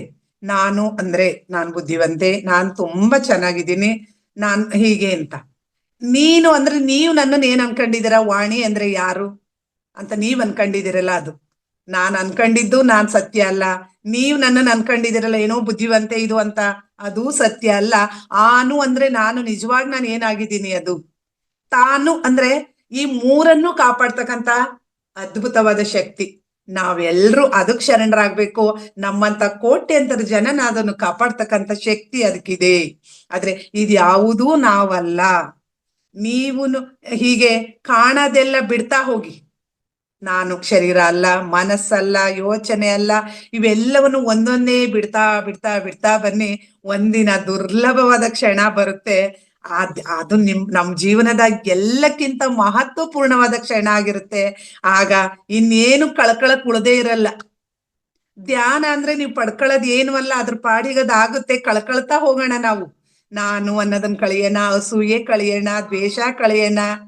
ಅವ್ರಿವರ್ ಇದನ್ನ ಈ ಗಾಸಿಪ್ ಅನ್ಬಿಟ್ರೆ ಅರ್ಧ ಉದ್ಧಾರ ಆಗ್ಬೋದೇನೋ. ನಾವು ಇಬ್ರಿದ್ದಾಗ ಮೂರನೇರ್ ಬಗ್ಗೆ ಮಾತಾಡೋದು, ಇವನ್ ಬಿಡ್ತಾ ಕಳಿತಾ ಹೋದ್ರೆ ಈಗ ಕಳೆದ್ ಹೋದಾಗ ಒಂದು ಕ್ಷಣ ಬರುತ್ತಲ್ಲ, ಅದು ನಮ್ ಒರಿಜಿನಾಲಿಟಿ. ಅದನ್ನೇ ಬುದ್ಧನ ಜ್ಞಾನೋದಯ ಅನ್ನೋದು. ಬುದ್ಧನಿಗೆ ಆ ವೃಕ್ಷದ ಅಡಿ ಜ್ಞಾನೋದಯ ಇಂಥ ದಿನ ಆಯ್ತು ಅಂತೀವಲ್ಲ, ಬುದ್ಧ ಅವನ ಉಸಿರನ್ನೇ ಗಮನಿಸ್ತಾ ಅರಿವಾಗಿದ್ದು ಇದೇ ಕ್ಷಣ. ಎಲ್ಲವನ್ನೂ ಕಳ್ಕೊಳ್ತಾ ಹೋದಾಗ ನಮಗೆ ಅರಿವಾಗುತ್ತೆ. ಹೀಗೆ ಎಲ್ಲ ದೃಶ್ಯಗಳು ಕೂಡ ಇದರಲ್ಲಿ ವಿಲೀನ ಆಗಿ ಹೋಗಿವೆ. ಕೇವಲ ದ್ರಷ್ಟ ಮಾತ್ರ, ಸಾಕ್ಷಿ ನಾಯಕ ಮಾತ್ರ ಇಲ್ಲಿ ಉಳಿತಾನೆ. ಅವನೇ ಅಂತರಾಕಾಶ. ಆಕಾಶ ಅಂದ್ರೆ ಅದಕ್ಕೆ ಮಿತಿ ಇಲ್ಲ, ಅನಂತವಾದದ್ದು. ಹಾಗೆ ಇದನ್ನ ಅರ್ಥಗಳದೆ ಅಭಯ ಅಂತ ಅಂದ್ರೆ ಪ್ರೇಮದಿಂದ ಅಪೂರಿತನಾಗದು, ಅದನ್ನ ಅರಿತ್ಕೊಂಡು ದಿವ್ಯನಾಗದು ಮತ್ತು ಅಮೃತನಾಗದು. ಹೀಗೆ ನಾವು ಅರಿತಾ ಹೋಗ್ಬೇಕಾಗುತ್ತೆ. ಹೀಗೆ ನಾವು ಸ್ವತಂತ್ರರಾಗಿ, ಯಾವ ಬಂಧನಗಳು ಬೇಡ ನಮ್ಗೆ. ಹಾಗೆ ಅವೆಲ್ಲವನ್ನು ಕಳಚಿ ಎಚ್ಚೆತ್ಕೊಳ್ಳದೆ ಈ ಧ್ಯಾನದ ಗುರಿಯಾಗಿದೆ ಅಂತ ಹೇಳಿ, ಇದು ಕೇವಲ ಆತ್ಮೀಯರೇ, ಇದು ಪೀಠಿಕೆ ಅಷ್ಟೇ. ಈ ಪುಸ್ತಕ ಅದ್ಭುತವಾಗಿದೆ. ಇದನ್ನ ನಾವು ಗಮನಿಸ್ತಾ ಹೋದ್ರೆ ಅಲ್ಲಿ ಎಂತೆಂತಹ ಹೀಗಿರ್ಬೋದು ಅನ್ನೋ ಧ್ಯಾನದ ಹಂತಗಳನ್ನ ಪರಿಚಯಿಸ್ತಾ ಹೋಗುತ್ತೆ. ಹಾಗೇನೆ ನೀವ್ ಯಾವ ಧ್ಯಾನನಾದ್ರೂ ಆಯ್ಕೆ ಮಾಡ್ಕೊಳ್ಳಿ. ಗುಡಾಕೇಶ ಧ್ಯಾನಕ್ಕೆ ಹೋಗ್ತೀರಾ, ಆನಾಪಾನ ಸತಿನ, ಕಣ್ಣು ಬಿಟ್ಟು ನೋಡ್ತಕ್ಕಂತ ತಾಟಕ ಸ್ಥಿತಿನ, ಯಾವ ಧ್ಯಾನನಾದ್ರೂ ನೀವು ಆಯ್ಕೆ ಮಾಡ್ಕೊಳ್ಳಿ. ಅದನ್ನ ಕನಿಷ್ಠ ಪಕ್ಷ 3 ದಿನನಾದ್ರೂ ಧ್ಯಾನವನ್ನ ಮಾಡಿ ಅಂತ ಹೇಳ್ತಾರ ಅವ್ರು. ನಿಮಗ್ ಧ್ಯಾನ ಚೆನ್ನಾಗಿದೆ ಅನ್ಸಿದ್ರೆ ಅದನ್ನ ಮುಂದುವರಿಸಿ ಆಳಕ್ ಹೋಗಿ ಆ ಧ್ಯಾನವನ್ನ ಒಂದು ಆಟವಾಗಿ ತಗೊಳ್ಳಿ. ನಾವು ಆಟಗಾರರಿಲ್ಲೇ, ನಾವಿಲ್ಲಿ ನಾನ್ ಗೆಲ್ತೀನಿ ಅಂತ ಆಟದಲ್ಲಿ ಈ ಯೋಚನೆಗಳನ್ನೆಲ್ಲ ಓಡಿಸಿ ಓಡಿಸಿ ಓಡಿಸಿ ಉಸಿರಿನ ಜೊತೆ ಹೋಗ್ಬೇಕು. ಹಾಗೆ ನೀವೇ ಕೇಳ್ಕೊಳ್ಳಿ. ಧ್ಯಾನ ನನ್ನ ಆನಂದನ ಹಾಗೂ ಸಂವೇದನಶೀಲತೆಯನ್ನ ಆಳಗೊಳಿಸಿ ನನ್ ವಿಕಾಸಕ್ಕೆ ಸಹಾಯವಾಗ್ತಾ ಇದೆಯಂತ ನಮ್ಮನ್ನ ನಾವೇ ಪ್ರಶ್ನೆ ಮಾಡ್ಕೋಬೇಕು. ಧ್ಯಾನಕ್ಕೆ ಬಂದು ಇಷ್ಟು ದಿನ ಆಯ್ತು, ನನ್ನ ಮನಸ್ಸು ಎಷ್ಟು ಪರಿವರ್ತನೆ ಆಗಿದೆ. ಬೇರೆಯವರು ಗುರ್ಸೋದು ಅದಲ್ಲ ನೀವು. ನಾನು ಈಗ ಏನು ಬದಲಾಗಿದ್ದೀನಿ ಇಲ್ಲಿಗೆ ಬಂದ ಮೇಲೆ, ನನ್ನ ಮನಸ್ಸು ಶುದ್ಧವಾಗಿದೆಯಾ, ಕನ್ನಡಿ ಅಂತಿದೆಯಾ? ಕನ್ನಡಿ ಹೇಗೆ ನೀವ್ ಹೇಗೆ ನಿಲ್ತಿರೋ ಹಾಗೆ ತೋರ್ಸುತ್ತೋ ಹಾಗೆ ನನ್ನ ಮನಸ್ಸು ತೋರಿಸ್ಬೇಕು, ನಾನ್ ಆಗಿರ್ಬೇಕು, ಮುಖವಾಡ ಇಲ್ಲದ ಬದುಕಾಗಿರ್ಬೇಕು. ಹಾಗೆ ಈ ಸಂಗೀತದ ಜೊತೆ ಧ್ಯಾನದ ಬಗ್ಗೆ ಕೂಡ ಅನೇಕ ವಿವಾದ ನಾವು ಕೇಳ್ತಾ ಹೋಗ್ತೀವಿ. ಆದ್ರೆ ಇಲ್ಲಿ ಸಂಗೀತ ಮತ್ತು ಧ್ಯಾನದ ಬಗ್ಗೆ ಅವರು ಎರಡೂ ಕೂಡ ಸಮ್ಮಿಳಿತವಾಗಿದೆ ಅಂತ ಹೇಳ್ತಾರೆ. ಓಶೋ ಅವರ ದೃಷ್ಟಿನಲ್ಲಿ ಸಂಗೀತ ಮತ್ತು ಧ್ಯಾನ ಒಂದೇ ಸ್ವರೂಪದ ಎರಡು ಮುಖಗಳವು. ನಾವು ಧ್ಯಾನ ಇಲ್ಲದೆ ಇದ್ರೆ ಸಂಗೀತ ಬರೀ ಕೋಲಾಹಲ. ಅದು ನೀವ್ ಗಮನಿಸಿ, ಯಾವುದೋ ಸರಿಗಮ ಪದ ಕೇಳ್ತಿದ್ದೀರಾ, ನೀವಲ್ಲಿ ಗಮನ ಇಟ್ಟು ಕೇಳಿದ್ರು ಮಾತ್ರ ಸಂಗೀತದ ನಾದ, ಅದರ ಇಂಪು ನೀವು ಅನುಭವಿಸ್ಲಿಕ್ಕೆ ಆಗದು. ಹಾಗೇನೆ ಅಷ್ಟೇ ಸಾಮರಸ್ಯ ಇದ್ರೆ ಅದು ಶಬ್ದ ಮಾತ್ರ ಆಗುತ್ತೆ ಹಾಡಲ್ಲಿ. ಅಂತಹ ಎಲ್ಲ ಜೋಡಣೆ ಸರಿಯಾಗಿ ಆ ವೀಣೆಯಲ್ಲಿ ಸುಶ್ರಾವ್ಯ ಧ್ವನಿ ಬಂದು ನೀವು ಅದನ್ನ ತನ್ಮಯರಾಗಿ ಅನುಭವಿಸಿದಾಗ ಮಾತ್ರ ಅದು ಸಾಧ್ಯ. ಧ್ಯಾನ ಇಲ್ಲದೆ ಇದ್ರೆ ಸಂಗೀತ ಕೇವಲ ಮೋಜಾಗುತ್ತೆ. ಅದರಿಂದ ಸಂಗೀತ ಮತ್ತು ಧ್ಯಾನ ಜೊತೆಗೂಡಿರ್ಬೇಕು. ಎರಡು ಹೊಸ ಆಯಾಮವನ್ನ ಎರಡಕ್ಕೂ ಸೇರಿಸ್ತವೆ ಹಾಗೂ ಸಂಪದ್ಭರಿತ ಆಗಿಸುತ್ತೆ. ಅದರಿಂದ ಇವೆರಡು ಜೊತೆನಲ್ಲೇ ಇರ್ಬೇಕು. ಇಲ್ಲಿ ಅನೇಕ ಧ್ಯಾನದ ವಿಧಾನದಲ್ಲಿ ಅವ್ರು ಹೇಳ್ತಾ ಹೋಗ್ತಾರೆ. ಕುಂಡಲಿನಿ, ಮಿಸ್ಟಿಕ್, ಕ್ರೋಸ್, ನೋ ಮೈಂಡ್, ಮಂಡಲ, ನಟರಾಜ, ದೇವವಾಣಿ, ಪ್ರಾರ್ಥನೆ, ಗೌರಿ ಶಂಕರ್, ನಾದ ಬ್ರಹ್ಮ, ಈಗೆಲ್ಲದಕ್ಕೂ ಕೂಡ ಸಂಗೀತವನ್ನ ಅಳವಡಿಸಿ ಅವರು ತರಬೇತಿಯನ್ನ ಕೊಡ್ತಾ ಇದ್ರು. ಹೀಗೆ ಧ್ಯಾನದಲ್ಲಿ ವಿಧಾನಗಳನ್ನ ಹೇಳ್ತಾ ಅವರು ವಿವಿಧ ಬುದ್ಧ ಪುರುಷರ, ಭಾರತದ ಗೌತಮ ಬುದ್ಧ, ಪತಂಜಲಿ, ಶಿವ, ಟಿಬೆಟ್ನ ಅತೀಶ್ ಮತ್ತು ತಿಲೋಪ, ಚೀನಾದ ಸದ್ಗುರು ಲಾವೋಸ್ತೋ ಇವರ ಪದ್ಧತಿಗಳಿಂದ ಈ ಓಶೋ ಅವರು ಕೂಡ ಪ್ರೇರಿತರಾಗಿ ಅದನ್ನ ಆರಿಸ್ಕೊಳ್ತಾ ಹೋಗ್ತಾರೆ ಈ ಧ್ಯಾನವನ್ನ. ಹೀಗೆ ಮುಂದೆ ಬಂದ್ರೆ ಮೊದಲನೇ ಅಧ್ಯಾಯದಲ್ಲಿ ಧ್ಯಾನ ಎಂದರೇನು ಅಂತ ಪ್ರಶ್ನೆಯನ್ನ ಹಾಕ್ತಾರೆ. ಧ್ಯಾನ ಒಂದು ಸಾಹಸ, ಮನುಷ್ಯನ ಮನಸ್ಸು ಕೈಗೊಳ್ಳಲು ಸಾಧ್ಯವಾಗುವ ಅತ್ಯುನ್ನತ ಸಾಹಸ ಅದು. ಧ್ಯಾನ ಅಂದ್ರೆ ಸುಮ್ಮನೆ ಇರೋದು, ಏನೂ ಮಾಡದೇ ಇರೋದು. ನೋಡಿ, ಏನಾದ್ರು ಮಾಡೋದ್ರ ಕಷ್ಟನಪ್ಪ, ಕೆಲಸ ಮಾಡ್ಬೇಕು ಅಂದ್ರೂ ಕಷ್ಟ, ದೈಹಿಕ ಮಾನಸಿಕ ಶ್ರಮ ಆಗುತ್ತೆ. ಅದು ನಮಗಿಲ್ಲಿ ಹೇಳ್ತಾ ಇರೋದವ್ರು ಸುಮ್ಮನೆ ಕೂತ್ಕೊಳ್ಳಿ ಏನೂ ಮಾಡ್ದೇನೆ ಅಂತ. ಕ್ರಿಯೆ ಇಲ್ಲದೆ, ಆಲೋಚನೆ ಇಲ್ಲದೆ, ಭಾವನೆ ಇಲ್ಲದೆ ನೀವು ಕೇವಲ ಇದ್ದೀರಿ. ಈ ಸ್ಥಿತಿ ಒಂದು ಮಹದಾನಂದ ಸ್ಥಿತಿ. ಈ ಆನಂದ ಎಲ್ಲಿಂದ ಬರುತ್ತೆ? ಅದು ಸಹ ನೀವೇನು ಮಾಡದೇ ಇರುವಾಗ ತುಂಬಾ ಸಂತೋಷ ಬರುತ್ತೆ. ಸಂತರು, ತಪಸ್ವಿಗಳು ಅಂತ ಸಂತೋಷದಲ್ಲಿ ತೇಲ್ತಾರೆ ಅಂದ್ರೆ ಅದು ಎಲ್ಲಿಂದ ಬರುತ್ತೆ? ಅದು ಎಲ್ಲಿಂದಲೂ ಬರಲ್ಲ, ಅಥವಾ ಎಲ್ಲಾ ಕಡೆಯಿಂದಲೂ ಬರುತ್ತೆ. ಅಕಾರಣವಾದದ್ದು, ಅದಕ್ಕೆ ಕಾರಣ ಇಲ್ಲ. ಮತ್ತೆ ಅಸ್ತಿತ್ವದ ರಚನೆ ಆಗಿರೋದು ಕೂಡ ಈ ಆನಂದ ಎಂಬ ತತ್ವದಿಂದ ಆಗಿದೆ. ಈ ನಾವು ಹುಟ್ಟಿರೋದೇ ಸಂತೋಷ ಪಡ್ಲಿಕ್ಕೆ. ಮಕ್ಕಳು ನೋಡಿ ಎಷ್ಟು ಖುಷಿಯಾಗಿ ಆಟ ಆಡ್ತಿರ್ತವೆ ಯಾವಿಲ್ದಾನೆ. ಹಾಗೆ ನಾವು ಕೂಡ ಇಲ್ಲಿ ಕೂಡ ಈ ನಾವು ಧ್ಯಾನದಲ್ಲಿ ನೀವು ಕೇವಲ ಅದನ್ನ ಅರಿಬೇಕಷ್ಟೇ. ಧ್ಯಾನವನ್ನ ಹೇಗೆ ಏನು ಅಂತ ಹೋಗಿ ಈ ಎಲ್ಲ ಮಾಡುವಿಕೆಗಳನ್ನ ಬಿಟ್ಟು ಬಿಡಿ ಅಂತ ಹೇಳ್ತಾರೆ ರಜನೀಶ್ ಅವರು. ನೀವ್ ಏನ್ ಮಾಡ್ಬೇಕು, ಧ್ಯಾನ ಮಾಡ್ಬೇಕಂದ್ರೆ ನಾನು ಏನ್ ಮಾಡ್ಬೇಕು ಅಂತ ಹೇಳಿ ಏನೂ ಮಾಡೋದ್ ಬೇಡ, ಅವೆಲ್ಲವನ್ನ ಬಿಟ್ಟು ಬಿಡಿ. ನಿಮ್ಮ ಸ್ವಾಸತ್ತೆಯಲ್ಲಿ ನೀವಿದ್ದಾಗ, ಸಂಪೂರ್ಣ ವಿರಾಮದಿಂದಿದ್ದಾಗ ಅದು ಧ್ಯಾನ. ಒಮ್ಮೆ ಅವರು ಆ ಉಪಾಯ ಗೊತ್ತಾದ್ರೆ ಸಾಕು, ನೀವ್ ಎಷ್ಟು ಸಮಯ ಬೇಕಾದ್ರೂ ಆ ಸ್ಥಿತಿನಲ್ಲಿ ಇರ್ಬಹುದು. ಕಡೆಗೆ ದಿನದ 24 ಗಂಟೆ ಬೇಕಾದ್ರೂ ನೀವು ಧ್ಯಾನಸ್ಥ ಸ್ಥಿತಿನಲ್ಲಿ ಇರಬಹುದು ಅನ್ನ ಹೇಳ್ತಾರೆ. ಇದು ಈ ಅಸ್ತಿತ್ವ ಅಕಂಪಿತವಾಗಿರೋ ಅಂತ ಕಲೆ ಹಸ್ತಗತ ಆಯ್ತು ಅಂದ್ರೆ ನಮ್ಗೆ ಧ್ಯಾನ ಮಾಡ್ತಕ್ಕಂಥ ಕಲೆ ಎಲ್ರಿಗೂ ಕರಗತ ಆಯ್ತು ಅಂತ ಅಂದ್ರೆ ಹೇಗೆ ಅದನ್ನ ಎಚ್ಚರಿಕೆ ವಹಿಸಿ ನಾವು ಉಳಿಸ್ಕೋಬೇಕು. ನಾನು ನಾನಾಗಿರೋದು ಹೇಗೆ ಎಂಬ ಕಲಿಕೆ ಮುಖ್ಯ. ಯಾವಾಗ್ಲೂ ನಾನು ನಾನಾಗೆ ಇರ್ಬೇಕು. ನಂತರ ಅದನ್ನ ಕ್ರಿಯೆಯಲ್ಲಿ ತೊಡಗಿಸೇ ಇರ್ತಕ್ಕಂಥ ಕಲಿಕೆ. ಉದಾಹರಣೆ, ಸ್ನಾನ ಮಾಡ್ಬೇಕಾದ್ರೆ ನೆಲ ಒರೆಸ್ತಾ ಇದ್ದೀರಾ, ನಿಮ್ಮನ್ನ ನೀವು ಸಮಗ್ರೀಕರಿಸ್ಕೊಳ್ಬೇಕಲ್ಲಿ. ಇಲ್ಲಾಂದ್ರೆ ಯಾವುದೇ ಕಷ್ಟವಾದ ಕೆಲಸ ಮಾಡ್ತಾ ಇರ್ಬೋದು. ಉದಾಹರಣೆ, ನಾನ್ ನಿಮ್ಮ ಹತ್ರ ಮಾತಾಡ್ತಾ ಇದ್ರು ಕೂಡ ನನ್ನ ಮನಸ್ಸು ಪೂರ್ಣವಾಗಿ ಮಾತಾಡ್ತಿದ್ದ ನನ್ನ ಧ್ಯಾನಾವಸ್ಥೆಗೆ ಧಕ್ಕೆ ಇಲ್ಲ. ಅದು ನಾನ್ ಮಾತಾಡ್ತಾ ಇದ್ರು ಕೂಡ ನನ್ನ ಅಂತರಾತ್ಮದಲ್ಲಿ ಒಂದು ಅಲೆ ಇಲ್ಲ, ಅಲ್ಲಿ ಒಂದು ಗಹನವಾದ ಮೌನ ಇದೆ. ಇದು ಧ್ಯಾನಸ್ಥರಿಗೆ ಮಾತ್ರ ಸಾಧ್ಯ. ಇಲ್ಲ ಅಂದ್ರೆ ನೀವು ಗಮನಿಸಿ, ಮಾತಾಡ್ತಾ ಇರ್ತೀರಾ, ನಿಮ್ ಮನಸ್ಸಲ್ಲಿ ಏನೋ ಮನೇಲಿ ಅಡಿಗೆ ಏನು, ತಿಂಡಿ ಏನು, ಮುಂದಿನ ಆಗು ಹೋಗೇನು, ಮಕ್ಕಳ ಭವಿಷ್ಯ ಏನು, ಇಂಥ ನೂರಾರು ಯೋಚನೆಗಳು ಸಾಮಾನ್ಯ ಜನಕ್ಕೆ ಬರ್ತಾ ಇರುತ್ತೆ. ಆದ್ರೆ ನಾವು ಹೀಗೆ ಏನಾದ್ರೂ ಮಾಡ್ತಿದ್ದಾಗ್ಲೂ ನಮ್ಮ ಮನಸ್ಸು ಮೌನವಾಗಿರದೆ ಧ್ಯಾನಸ್ಥ ಸ್ಥಿತಿ. ಆದ್ರಿಂದ ಧ್ಯಾನ ಅನ್ನೋದು ಕ್ರಿಯೆಗೆ ವಿರುದ್ಧ ಅಲ್ಲ. ಮನೆ ಕೆಲ್ಸ ಎಲ್ಲ ಬಿಟ್ಟು ಕಣ್ಮುಚ್ಚಿ ಕೈಕಟ್ಟಿ ಕೂತ್ಕೊಳ್ಳಿ ಅಂತಲೇ ಅವ್ರು ಹೇಳಲ್ಲ. ಮನೆ ಕೆಲ್ಸ ಮಾಡ್ಬೇಕಾದ್ರೂ ಆ ಧ್ಯಾನಸ್ಥ ಸ್ಥಿತಿಯಲ್ಲಿ ಇರಿ. ಬಿಡುವಿನ ವೇಳೆಯಲ್ಲಿ ಧ್ಯಾನ ಮಾಡೋಣ, ಅದ್ರ ಜೊತೆಗೆ ಕೆಲಸಗಳನ್ನು ಮಾಡ್ಬೇಕಾದ್ರೂ ಮೈಂಡ್ಫುಲ್ ವರ್ಕ್, ಮೈಂಡ್ಫುಲ್ ಈಟ್, ಆ ರೀತಿ ಮಾಡ್ತಾ ಹೋಗಿ. ಜೀವನದಿಂದ ಪಲಾಯನ ಮಾಡೋದು ನೀವು ಬೇಕಿಲ್ಲ. ಜೀವನವನ್ನ ಒಂದು ಹೊಸ ರೀತಿಯಲ್ಲಿ ಜೀವಿಸ ಕಲೆ ಶಿಕ್ಷಣವನ್ನ ಇದು ನಿಮಗೆ ನೀಡುತ್ತೆ. ಈ ಉದಾಹರಣೆ, ನಮ್ಮ ಸುತ್ತ ಒಂದು ಸುಂಟರ್ ಗಾಳಿ ಸುತ್ತದ ಇದೆ, ಭಯಂಕರ ಬಿರುಗಾಳಿ ಬಂದಿದೆ, ಆ ಮಧ್ಯದಲ್ಲಿ ಇರ್ತೀವಿ ನಾವು.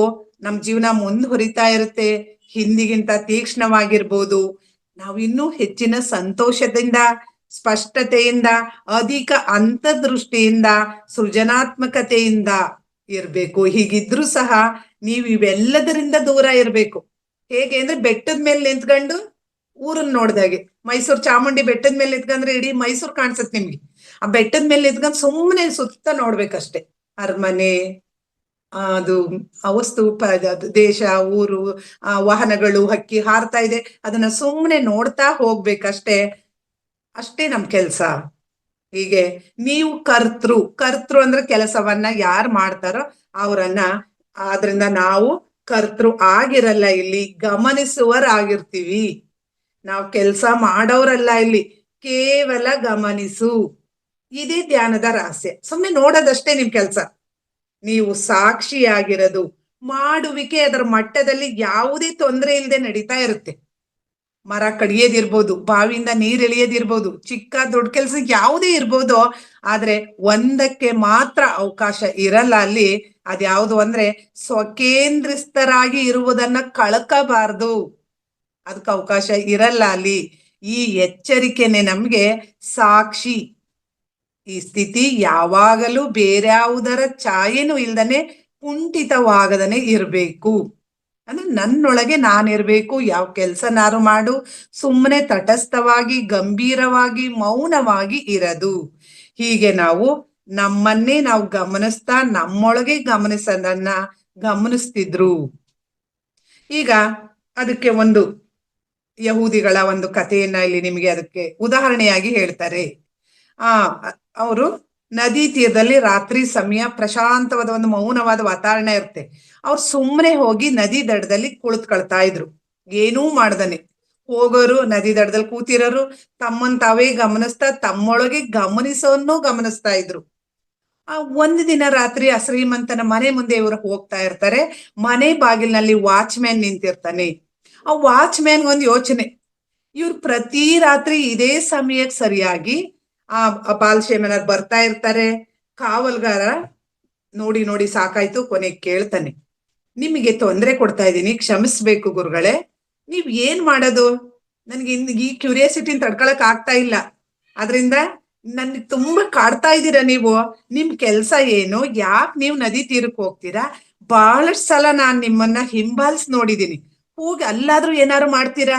ಅಲ್ಲೂ ಏನಿಲ್ಲ, ಗಂಟೆ ಗಟ್ಲೆ ಸುಮ್ನೆ ಕೂತಿರ್ತೀರಾ, ಮತ್ ನಡುರಾತ್ರಿಲ್ಲ ಅಲ್ಲಿಂದ ಹಿಂದಿರುಗಿ ಬರ್ತೀರಾ. ಅದಕ್ಕೆ ಬಾಲಶೇಮ್ ಅವ್ರು ಹೇಳ್ತಾರೆ, ನೀನು ಬಹಳ ಸಲ ನನ್ನನ್ನ ಹಿಂಬಾಲಿಸ್ತಿರೋದು ನನಗೂ ಗೊತ್ತಿದೆ. ಏಕೆಂದ್ರೆ ರಾತ್ರಿ ಎಷ್ಟು ಮೌನವಾಗಿರುತ್ತೆ ಅಂದ್ರೆ, ಒಂದ್ ಸಣ್ಣ ಹೆಜ್ಜೆ ಸಪ್ಪಳ ಕೂಡ ನಾನು ಕೇಳಿಸ್ಕೊಳ್ಬಲ್ಲೆ. ಪ್ರತಿನಿತ್ಯ ಈ ಬಂಗಲೆ ದ್ವಾರದ ಹಿಂದೆ ನಾನು ಬಂದ ತಕ್ಷಣ ನೀನು ಔತ್ಗಂಡ್ ನೋಡ್ತಾ ಇರೋದಿರ್ಬೋದು, ನನಗೂ ಕೂಡ ಅದು ಗೊತ್ತು. ನೀನ್ ಮಾತ್ರ ಅಲ್ಲ, ನನಗೂ ಕೂಡ ಕುತೂಹಲ ಇದೆ. ನಾನು ಸಹ ನಿನ್ ಬಗ್ಗೆ ಕುತೂಹಲ ಆಗಿದ್ದೀನಿ. ನಿನ್ ಕೆಲ್ಸ ಏನು ಅಂತ ವಾಚ್ಮೆನ್ ಅನ್ನ ಕೇಳ್ತಾರೆ. ಅವ್ನು ಹೇಳ್ತಾನೆ, ನನ್ ಕೆಲ್ಸ, ನಾನೊಬ್ಬ ಸಾಮಾನ್ಯ ಕಾವಲ್ಗಾರ, ವಾಚ್ಮ್ಯಾನ್ ಅಷ್ಟೇ. ಬಾಲಶೇಮ್ ಅವರು ಉತ್ತರಿಸ್ತಾರೆ, ಓ ದೇವರೇ, ನೀನ್ ನನ್ಗೆ ಅದ್ಭುತವಾದ ಪದನ ಹೇಳಿದೆ, ವಾಚ್ಮ್ಯಾನ್ ಅನ್ನೋದ್ನ. ನನ್ ಕೆಲ್ಸನೂ ಅದೇ.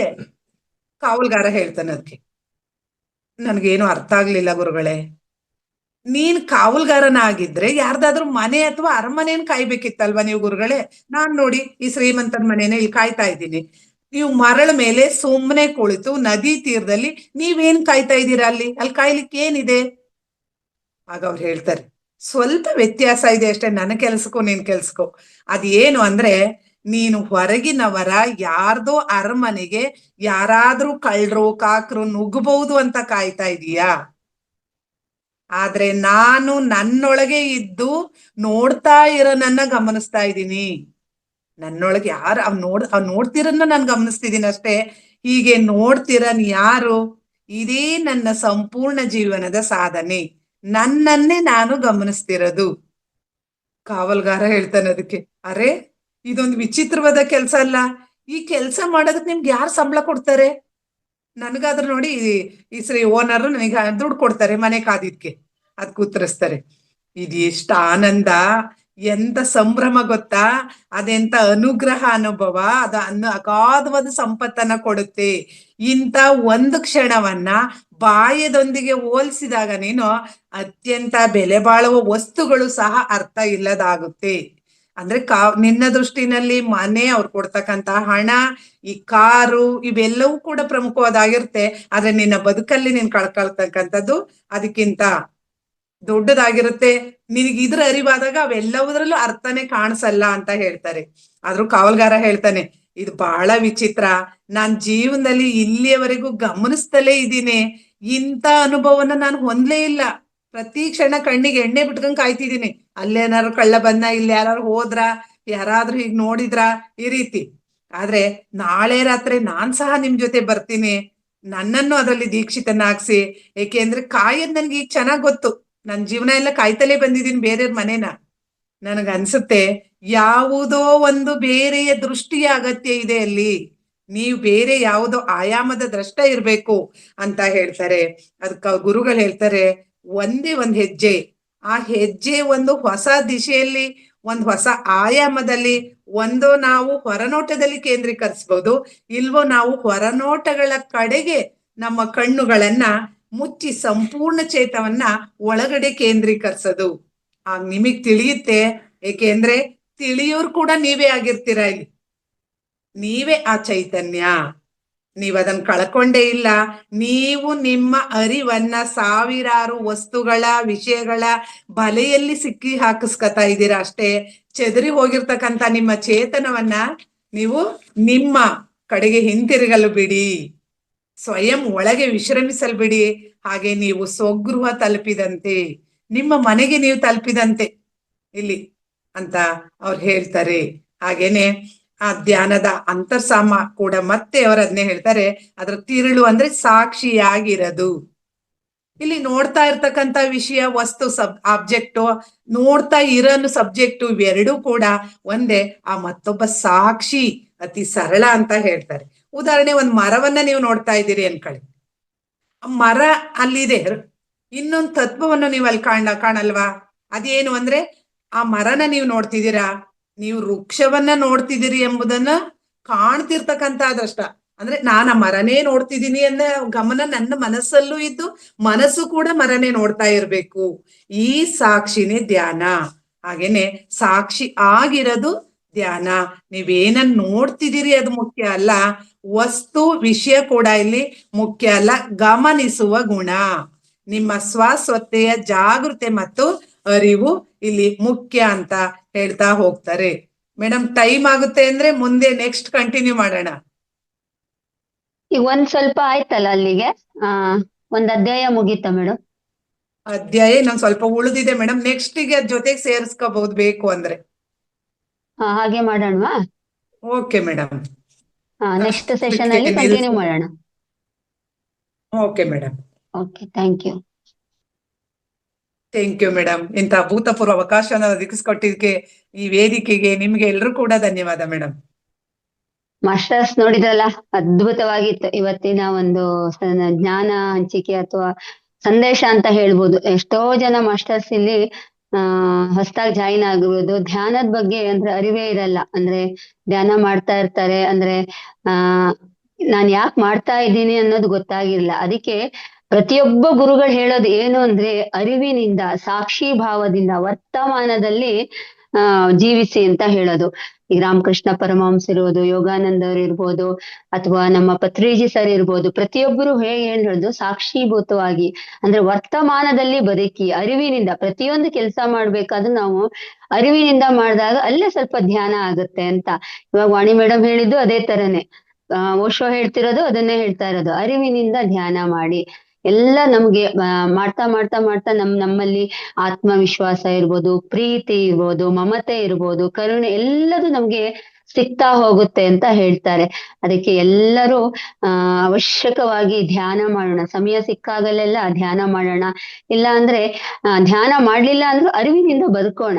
ಈಗ ಒಂದು ಯಾವ್ದೋ ಒಂದ್ ಕೆಲಸ ಮಾಡ್ತಾ ಇದ್ದೀವಿ ಅಂದ್ರೆ ಅದನ್ನ ಅರಿವಿನಿಂದ, ಅಂದ್ರೆ ನಾನ್ ಮಾಡ್ತಾ ಇರೋ ಕೆಲಸ ಶರಣಾಗತಿಯಿಂದ ಮಾಡ್ತಾ ಹೋಗೋಣ, ಅವಾಗ ನಮ್ಗೆಲ್ಲ ಸಿಗ್ತಾ ಹೋಗುತ್ತೆ ಅಂತ ಅದ್ಭುತವಾಗಿ ಇವತ್ತು ವಾಣಿ ಮೇಡಮ್ ಅವ್ರು ತಿಳಿಸ್ಕೊಟ್ಟಿದ್ದಾರೆ. Thank you madam, thank you. ನಿಮ್ಮ ಒಂದು ಸೆಷನ್ ಅದ್ಭುತವಾಗಿರುತ್ತೆ ಪ್ರತಿಯೊಂದ್ ದಿನನೂ. ಇವತ್ತು ಕೂಡ ತುಂಬಾ ಚೆನ್ನಾಗಿತ್ತು. ನಾನು ಅಂದ್ರೆ ನೀವು ಇವತ್ತು ಹೇಳ್ತಾ ಇದ್ದೀರಾ ಅನ್ಕೊಂಡ್ರೆ ಧ್ಯಾನ ಯೋಗ ಅಂದ್ರೆ ಧ್ಯಾನಕ್ ಬರೋದೇ ಒಂದು ಯೋಗ ಅನ್ಕೊಂಡೆ, ಅಂದ್ರೆ ಈಗ ಆ ತರ ವಿಷಯ ಹೇಳ್ತೀರೇನಾ ಅನ್ಕೊಂಡೆ. ನೋಡಿದ್ರೆ ಓಶೋ ಬುಕ್ಕಿನ ನೀವು ಒಂದು ಜ್ಞಾನ ಹಂಚಿದೀರಾ. ತುಂಬಾ ಅದ್ಭುತವಾಗಿತ್ತು ಮೇಡಮ್ ಇವತ್ತಿನ ಜ್ಞಾನ ಹಂಚಿಕೆ. Thank you, thank you, thank you madam. Thank you. ಧನ್ಯವಾದಗಳು. ಮಾಸ್ಟರ್ಸ್ ನೋಡಿದ್ರಲ್ಲ, ಇವತ್ತು ನಿಮ್ಗೆ ಯಾರಿಗಾದ್ರೂ ಏನಾದ್ರೂ ಕೇಳೋದಿದ್ರೆ ಧ್ಯಾನದ ಬಗ್ಗೆ, ಅಥವಾ ಇವತ್ತಿನ ಒಂದು ಟಾಪಿಕ್ ಬಗ್ಗೆ ಏನಾದ್ರೂ ಕೇಳೋದಿದ್ರೆ, ಅಥವಾ ಕೇಳೋದಿಲ್ಲ ಅಂದ್ರೂ ನಿಮ್ಮ ಅನುಭವಗಳನ್ನು ಶೇರ್ ಮಾಡಿ. ನಿಮ್ಮ ಅನುಭವವೇ ಒಂದು ಬೇರೆಯವರಿಗೆ ಒಂದು ಮಾದರಿ ಆಗುತ್ತೆ ಅಂತ ಹೇಳಲಿಕ್ಕೆ ಇಷ್ಟಪಡ್ತೀನಿ. ಹ್ಯಾಂಡ್ ರೈಸ್ ಮಾಡಿದೀರಾ. ಮಾಸ್ಟರ್ಸ್, ನಿನ್ನೆ ಭಾಗ್ಯಶ್ರೀ ಮೇಡಮ್ ಅವರು ಜ್ಞಾನ ಹಂಚಿರೋ ವಿಡಿಯೋ ಲಿಂಕ್ ಚಾಟ್ ಬಾಕ್ಸ್ ಅಲ್ಲಿ ಬಂದಿದೆ. ಎಲ್ರೂ ಒಮ್ಮೆ ಚಾಟ್ ಬಾಕ್ಸ್ ಅಲ್ಲಿರೋ ವಿಡಿಯೋ ಲಿಂಕ್ ಅನ್ನ ಪ್ರೆಸ್ ಮಾಡಿ, ಓಪನ್ ಮಾಡಿ, ಲೈಕ್ ಮಾಡಿ, ಶೇರ್ ಮಾಡಿ, ಒಂದು ಕಾಮೆಂಟ್ ಹಾಕಿ. ಆ ಕಾಮೆಂಟು ನೀವು ಏನು ನಾವು ಬೇರೆಯವರಿಗೆ ಸಹಾಯ ಮಾಡ್ಲಿಲ್ಲ ಅಂದ್ರೂ ಪರವಾಗಿಲ್ಲ, ಅದು ಒಂದು ಅಂದ್ರೆ ಶೇರ್ ಮಾಡಿರೋ ಲಿಂಕ್ ಎಷ್ಟೋ ಜನಕ್ಕೆ ಅದು ಸಹಾಯವಾಗುತ್ತೆ. ಅಂದ್ರೆ ಆ ಲಿಂಕ್ ನೋಡಿ ಜಾಯಿನ್ ಆಗ್ಬೋದು, ಅಥವಾ ಅರಿವಿನಿಂದ ಅಂದ್ರೆ ಅವರು ಜ್ಞಾನ ತಗೊಳ್ಬಹುದು. ಅದು ನಮ್ಗೆ ನಾವು ಮಹಾವತಾರ್ ಫೌಂಡೇಶನ್ ನಾವ್ ಇಷ್ಟು ತಗೊಂಡಿದೀವಲ್ಲ ಜ್ಞಾನವನ್ನು, ಅದು ನಾವು ವಾಪಸ್ ಅವರಿಗೆ ಒಂದು ಉಪಕಾರ ಮಾಡ್ದಂಗ ಆಗುತ್ತೆ. ಎಲ್ಲರೂ ಲೈಕ್ ಮಾಡಿ, ಆ ವಿಡಿಯೋನ ಲೈಕ್ ಮಾಡಿ.